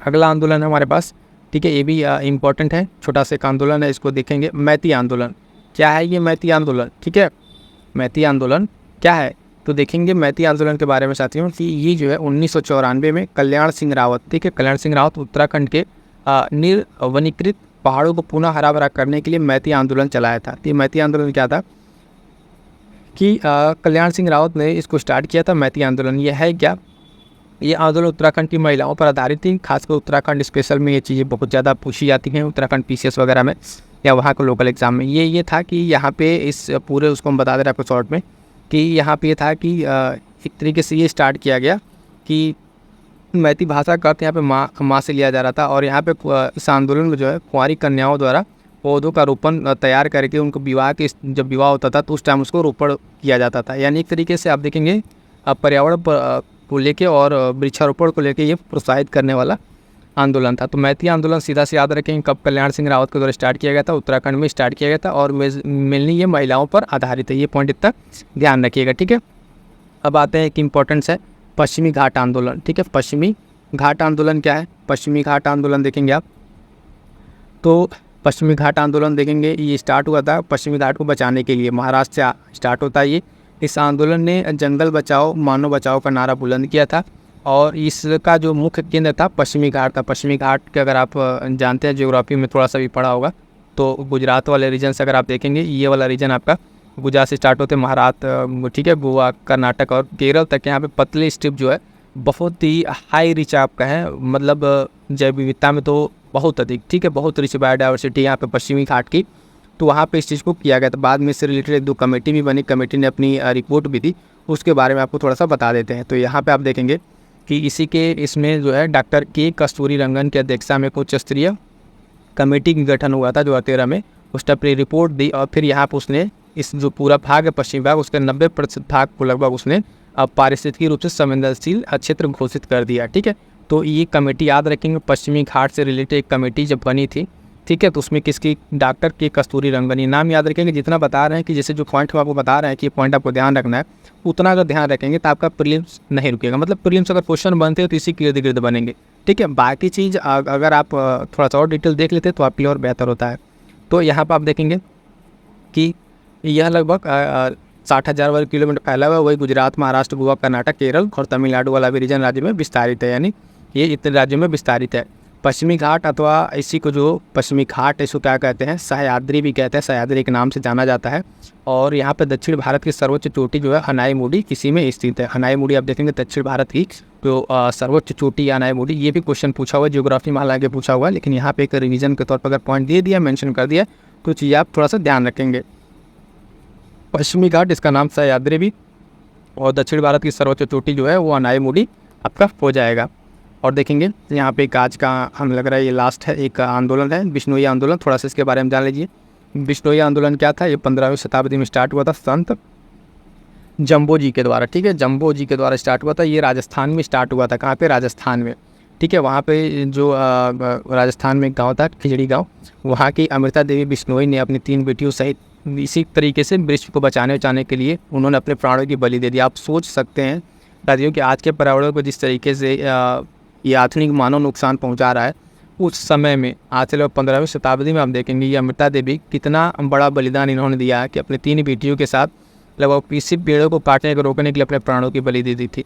उसी के साथ देखते देखते लगभग इतने 100 लोग, अपने लगभग 363 लोगों ने बलिदान दिए। तो अभी एक डेटा है, पता नहीं वास्तविकता में आप देखें तो कितने लोगों ने अपने इस चीज़ को जानों को दिया होगा, जिसकी भरपाई तो नहीं की जा सकती, बट ये कितने बड़े पर्यावरण प्रेमी रहे होंगे लोग। ये हुआ था कब कि जोधपुर के महाराजा अजीत सिंह ने पेड़ों को काटने का एक निर्देश दिया था। बाद में इन्होंने क्या किया था, अपने निर्देश को वापस ले लिया था। लेकिन ये याद रखिएगा बिश्नोई आंदोलन किस तरीके से एक पर्यावरण का जीता जागता एग्जाम्पल है, ठीक है। तो नाम याद रखिएगा, संत जम्बो जी द्वारा राजस्थान में स्टार्ट हुआ था बिश्नोई आंदोलन, ठीक है। और इसमें ये नाम भी अमृता देवी जी का नाम याद रखिएगा। ठीक, तो यहाँ तक तो जो सारे महत्वपूर्ण आंदोलन थे हमने करा दिए। कुछ पॉइंट्स आपको बता देते हैं यहाँ पे जो इम्पोर्टेंट हैं। ठीक है, परीक्षा में पूछ लिए जाते हैं। उसके बाद 1-2 क्वेश्चन उसका राकेश तब ये सेशन आपका कंप्लीट हो जाएगा। नारियल के वृक्ष को जो है कल्प वृक्ष की संज्ञा दी जाती है, तो ये पॉइंट याद रखिएगा। और बांस जो है ये एक प्रकार का घास है। ठीक है, बांस को किसी कैटेगरी में रखा जाता है? बांस को ना वृक्ष और ना झाड़ी की कैटेगरी में रखा था, किसके वृक्ष कैटेगरी में रखा था? घास की कैटेगरी में रखा जाता है। एक ये बहुत ही इंपॉर्टेंट पॉइंट्स है कि विश्व का सबसे बड़ा पुष्प जो फूल है वो रिफ्लेशिया है। कौन सा है? रिफ्लेशिया है। और सबसे छोटा अगर पुष्प देखें तो वोल्फिया है। कौन सा है? वोल्फिया है। 2 नाम याद रखिएगा, सबसे बड़ा पुष्प रिफ्लेशिया और सबसे छोटा वोल्फिया। ठीक है, तो दोनों चीज़ याद रखिएगा। सर्वाधिक विशाल वृक्ष जो है सिक्वोया का होता है, यानी सबसे विशाल वृक्ष आप देखेंगे तो किसका होता है? सिक्वोया का होता है। और ये मिलता कहाँ पर है? तो आप देखेंगे यूएसए में ये पाया जाता है। उसके बाद 1-2 पॉइंट है, इसको थोड़ा सा आपको समझ लीजिएगा, देख लीजिएगा। सेलिक्स की लकड़ी का बना क्रिकेट बैट सर्वोत्तम होता है, किसकी लकड़ी? सेलिक्स की। और हाकी जो है वो शाहतूत की लकड़ी से बनाई जाती है, किसकी? शाहतूत की लकड़ी से बनाई जाती है। एक इंपॉर्टेंट है कि लेंटाना क्या याद रखिएगा, जो उत्तर प्रदेश और मध्य प्रदेश के जंगलों को बर्बाद कर रहा है इस टाइम। इसको लाया गया था सजावटी फूल के तौर पे। ठीक है, किसके तौर पे लाया था? सजावटी फूल के तौर पे लाया था, लेकिन अभी जंगलों को बर्बाद कर रहा है। क्या है इसका नाम? याद रखिएगा, लेंटाना। ठीक, अगला इसी तरीके से एक इंपॉर्टेंट है कि जलकुंभी, इसको भी सजावटी फूलों के तौर पे लाया गया था, पौधे के तौर पे लाया गया था। और इसे वर्तमान में बंगाल का आतंक कहा जा रहा है कि किस तरीके से पर्यावरण को नुकसान पहुँचा रहा है, सारी चीज़ों को डिस्टर्ब किए हुए है। चंदन एक अपूर्ण जड़ परजीवी है, और जबकि अमरबेल एक पूर्ण तना वाला परजीवी है। ये 2 नाम याद रखिए, चंदन और अमरबेल। उसके बाद से 2 पॉइंट, ये लास्ट के पॉइंट। एंथोसाइनिन पिगमेंट के कारण कोपलें गुलाबी होती हैं। जो कोपलें होते हैं वो क्या होती हैं? एंथोसाइनिन के कारण गुलाबी होती है। और फूलों का विविध रंग जो है क्रोमोप्लास्ट के उसके निशानियों पर निर्भर करता है। क्लियर है? तो ये तो हो गया साथियों आज के कंप्लीट हमारा ये। बस 1-2 क्वेश्चन उसको देखिए जो प्रीवियस ईयर में पूछा हुआ है। क्वेश्चन कह रहा है कि इनमें से किस पर्यावरणविद को जल पुरुष के नाम से जाना जाता है? तो इंपॉर्टेंट क्वेश्चन है। सुंदरलाल बहुगुणा है ना, वी वेंकटेश्वर लुलू, राजेंद्र सिंह या सलीम अली? तो राइट आंसर हो जाएगा साथियों इसका, आप देखेंगे ऑप्शन बी, राजेंद्र सिंह। ठीक है, यहाँ पे इनको जल पुरुष के नाम से जाना था, राजेंद्र सिंह को। अगला क्वेश्चन है कि चिपको आंदोलन के प्रणेता कौन थे? वही चीज प्रणेता का नाम पूछा है, तो मेधा पाटेकर, सुंदरलाल बहुगुणा है ना, एम.एस. स्वामीनाथन या चंडी प्रसाद भट्ट। तो यहाँ पे देखिए नाम सुंदरलाल बहुगुणा का दिया है, ज़्यादा फेमस नाम इन्हीं का, लेकिन यहाँ पे हमें क्वेश्चन का आंसर हमारा क्या होगा? Option D, Chandi Prasad Bhatt. मैं बार बार आपसे कहता प्रणेता जब पूछे तो चंडी प्रसाद भट्ट इसका राइट आंसर हो जाएगा। क्लियर है 2 क्वेश्चन? चलिए एक और जैसे मैच द फॉलोइंग करके पूछा हुआ क्वेश्चन है, तो इस क्वेश्चन को भी देख लीजिए। सूची दिया हुआ कैसे, अभी हमने क्वेश्चन का पैटर्न बता दिया था, एग्जांपल के तौर पे आपको क्वेश्चन को बता दे रहे हैं ताकि आपको फिक्स सेट हो जाए कि किस तरीके से क्वेश्चन पूछा जाता है। देखिए अपिको आंदोलन, चिपको आंदोलन, एक तरफ तो सूची दे दिया, दूसरी सूची ग्रीन बेल्ट आंदोलन, टिकाऊ विकास। अब क्या है कि यहाँ पे अगर हमने आंदोलन आपको पढ़ाया तो आंदोलन से आपको 2 पॉइंट मिले ना, अगर 2 पॉइंट आपका क्लियर है तो देखिए ऑप्शन आपका क्लियर हो जाएगा। अपिको आंदोलन आप देखेंगे, अपिको आंदोलन क्या होगा? पांडुरंगा, और चिपको आंदोलन चंडी प्रसाद भट्ट। तो यानी ए का चौथा और बी का तीसरा अगर आप देखें, और ये 2 पॉइंट सपोज कीजिए आपको नहीं आ रहा है, फिर भी अगर हम ऑप्शन में जाके देखें कि ए का चौथा और बी का तीसरा, तो ए का चौथा आप देखेंगे मिलते और बी का तीसरा मिलता है, आपका ऑप्शन मिल जाएगा, ऑप्शन डी राइट आंसर हो जाएगा। ठीक, अब बाकी का सी का आपका देखें ग्रीन बेल्ट आंदोलन जो होगा आपका क्या हो जाएगा? वंगारी मथाई, और टिकाऊ विकास जो है आपका सस्टेनेबल डेवलपमेंट आपका एजेंडा वाला में हो जाएगा। तो इस तरीके से आप समझ रहे हैं मैं क्या आपको बताना चाह रहा हूँ। कहने का मतलब ये है कि जो ऑप्शन से आपको चीज़ें तैयार होती हैं वो चीज़ें भी आपको हेल्प करती हैं। अगर 2 आपको नहीं भी क्या होता, सीधे आपको एक पता रहता है जैसे अपिको आंदोलन, तो आपका काम बन जाता है। ठीक है, बाकी ये 2 कहाँ पे आप ग्रीन बेल्ट जो वंगाई मथाई और टिकाऊ आंदोलन एजेंडा 21। तो इस तरीके से आप कोई टॉपिक पढ़िए, थोड़ा सा डिटेल टॉपिक हमने डिस्कस कर दिया, निजी संरक्षण, पक्षी विहार, वन योजनाएँ करा दी, और इससे रिलेटेड जो सारे इंपॉर्टेंट पॉइंट थे सारे के सारे आपको कंप्लीट करा दिया है। क्लियर है? आप यहाँ से चैनल के माध्यम से देखें, सबसे पहले तो यहाँ देखेंगे कि आपको दृष्टि की टॉप जो टेस्ट सीरीज है वो कराई जा रही है, यहाँ से आप कीजिए, नोट्स बनाइए, इसका रिवीजन कीजिए। उसके बाद आप देखेंगे पर्यावरण को लेके इसी तरीके से हर एक सेगमेंट का आपको मिल जाएगा। ये पर्यावरण है, साइंस का मिल जाएगा, बाकी सबका मिल जाएगा। जहाँ से प्रश्न आ रहे हैं जो हमने टॉपिक बताया वो सारा टॉपिक्स आपको करा रखा है। एक बार आप चैनल को विजिट कीजिए, जाइए देखिए, वहाँ पर आपको दिख जाएगा। अभी यहाँ देखिए साइंस का पूरा PYQ का एनालिसिस करा रखा है। ठीक है, ये सब चीज़ें आपको हेल्प करेंगे आपके प्रीलिम्स के मार्क्स में। उत्तर प्रदेश विशेष की बात की जाए तो उत्तर प्रदेश स्पेशल कंप्लीट आपको देख रहे हैं, चैप्टर वाइज आपको यहाँ पे कंप्लीट कराया जा रहा है। तो ऐसा नहीं है कि सिर्फ यहाँ पे आपको चीज़ें ऐसे कर लीजिए वैसे कर लीजिए ये बताई जाती हैं, बिल्कुल नहीं। यहाँ पे आपको उतना ही चीज़ बताई थी जो प्रैक्टिकली पॉसिबल है, और हमने आपके लिए यहाँ पे इतना किया है। तो ये इसलिए है कि ये आपको हेल्प करे कहीं ना कहीं। आप एक बार चैनल जाइए, ऐसे विजिट कीजिए, प्लेलिस्ट में देखिए पीसीएस की टेस्ट सीरीज, आर में टेस्ट सीरीज, ये दोनों टेस्ट सीरीज मैं तो कहूँगा इस दोनों को देखिए। ये टेस्ट सीरीज लगभग एक ही है, ठीक। करंट अफेयर के लिए पूरा मंथली करंट अफेयर आपको यहाँ मिल रहा है। यहाँ से मैं कह रहा हूँ करंट अफेयर का आपको मैक्सिमम क्वेश्चन मिल जाएंगे, इसके अलावा आपको कुछ पढ़ने की जरूरत नहीं पड़ेगी। मंथली सारा करंट अफेयर है, इसको पढ़िए और हैंड रिटन नोट्स आप PDF है टेलीग्राम से प्राप्त कर लीजिएगा, ठीक है। उसके साथ एक सबसे मोस्ट इंपॉर्टेंट ये बूस्टर सीरीज जो मैं बार बार कह रहा हूँ, इसको आप कीजिए और इसका नोट्स या तो प्रिंट ले लीजिए या कुछ भी कीजिए, बट इसको कीजिए, यहाँ से आपको क्वेश्चन मिलेंगे। तो इतना सब अगर आप कर लेते हैं तो आपका प्रीलिम्स नहीं रुकने वाला है, ठीक है। इंपॉर्टेंट टॉपिक देख लीजिए, आप अपना नोट्स पढ़ते रहिए, अपना जो पढ़ रहे पढ़िए, लेकिन एक बार इस टॉपिक को जरूर देख लीजिएगा और ये टॉपिक आपसे छूटने नहीं चाहिए, क्योंकि यहाँ से आपको डायरेक्ट प्रश्न देखने को मिलेंगे, ठीक। उसके साथ साथ सीसेट के लिए मैंने आपको स्टार्टिंग बता दिया, वीडियोज़ आ गई है और उसमें इंपॉर्टेंट मैंने सीसेट के लिए क्या एम्फेसाइज किया था आपका, हिंदी को लेकर, ठीक है। हिंदी को क्यों कहा, हिंदी पर अगर आपका फोकस रहेगा तो 20 क्वेश्चन आपके आराम से हैं वहाँ से, 15+ अगर आप वहाँ से कर लेंगे तो 15 से 20 क्वेश्चन आपको और करने रहेंगे, जहाँ से आप इंटरपर्सनल स्किल, ठीक है, कम्युनिकेशन स्किल, वो सब करके, है ना, और उसके साथ साथ थोड़ा बहुत रीजनिंग करके आप आराम से निकाल सकते हैं। और ये हिंदी इसलिए मैं कह रहा था कि हिंदी आपको जानते हैं कि अभी आने वाले कुछ ही दिनों में ROR का पेपर होगा, वहाँ पे आपको ये चीज़ें हेल्प करेंगी। तो आई होप सो कि ये सारी चीज़ें आपको क्लियर हो रही है कि किस तरीके से पढ़ना है, किस तरीके से रिवाइज़ करना है, क्योंकि जब तक आपका एक प्रॉपर रोड मैप नहीं रहेगा तो चीज़ें आपको इधर उधर डाइवर्ट करेंगी, ठीक है। तो स्ट्रिक्ट रहिए, टू द पॉइंट रहिए, कि जो आपका ये टॉपिक्स है उस पर स्ट्रिक्ट रहिए। आपके खुद के अगर शॉर्ट नोट्स है तो उससे पढ़िए, और ये पिछले वर्ष के तथ्य जो वगैरह हैं ये आप टेलीग्राम से जाकर ज्वाइन कर लीजिएगा, ठीक है। वहाँ पे वो बूस्टर सीरीज में आपको सारी चीज़ें वहाँ पे आपको उपलब्ध हो जाएंगी, ठीक है। तो अब देखिएगा क्या चीज़ बताया पहले कि पॉइंट को आपको पॉइंट बना के कट करके रिवाइज़ करना है, और रिवाइज़ करते समय आपको लिख के रिवाइज़ करना है, ठीक है। और सारे जो इंपॉर्टेंट्स PYQs हैं उसका आपको मिस नहीं करना है, ठीक है। तो कंप्लीट इतनी सारी चीज़ें कर लीजिएगा। और उसके साथ साथ बताऊँ चाहती हूँ कि इस चैनल के माध्यम से, ठीक है, जहाँ से अभी आप हैं ये वीडियोस देख रहे हैं, यहाँ से UP प्रीलिम्स के लिए बहुत सारी चीज़ें, इंपॉर्टेंट चीज़ें आपके लिए अवेलेबल हैं। जैसा कि मैं बताऊँ कि देखेंगे UP के लिए करंट अफेयर, ये करंट अफेयर कंप्लीट महामैराथन है आपका, जनवरी से लेके अगस्त तक का, ठीक है। कंप्लीट इसमें 500 से ज़्यादा इंपॉर्टेंट क्वेश्चन कवर अप है। और उसके साथ साथ इन्वायरमेंट की कंप्लीट एक वीडियोज़ आ गई है, ठीक है। इसको जाकर आप कंप्लीट एक वीडियो में आप इसको कंप्लीट कीजिए फटाफट से, ये भी वीडियो आने वाला है। और जो आ गया है उसमें देखेंगे कि एनसीएंट का आपका कंप्लीट आया हुआ है, इसमें क्या है कि कंप्लीट रिवीजन आपको एक वीडियो मिल जाएगा। तो इस तरीके से यहाँ से आप इस चैनल के माध्यम से जुड़ के रिवीजन अपने कीजिए। तो उसके साथ साथ जनवरी के कुछ important current affair test series के माध्यम से इसको कंप्लीट कराया जा रहा है, ठीक है। एक सेशन ये चल रहा है, ठीक है। बाकी देखेंगे फुल लेंथ टेस्ट सीरीज चल रही है, और ये बहुत महत्वपूर्ण कुछ अलग से सेशन है जो आपके लिए बहुत ही महत्वपूर्ण है। जैसे संविधान संशोधन से परीक्षा में प्रश्न आता है, इस तरह की वीडियोज़ भी चैनल पर अवेलेबल है, ठीक है। Uttar Pradesh budget special complete करा दिया गया है, जहाँ से आपको 2 से 3 प्रश्न देखने को मिलेंगे।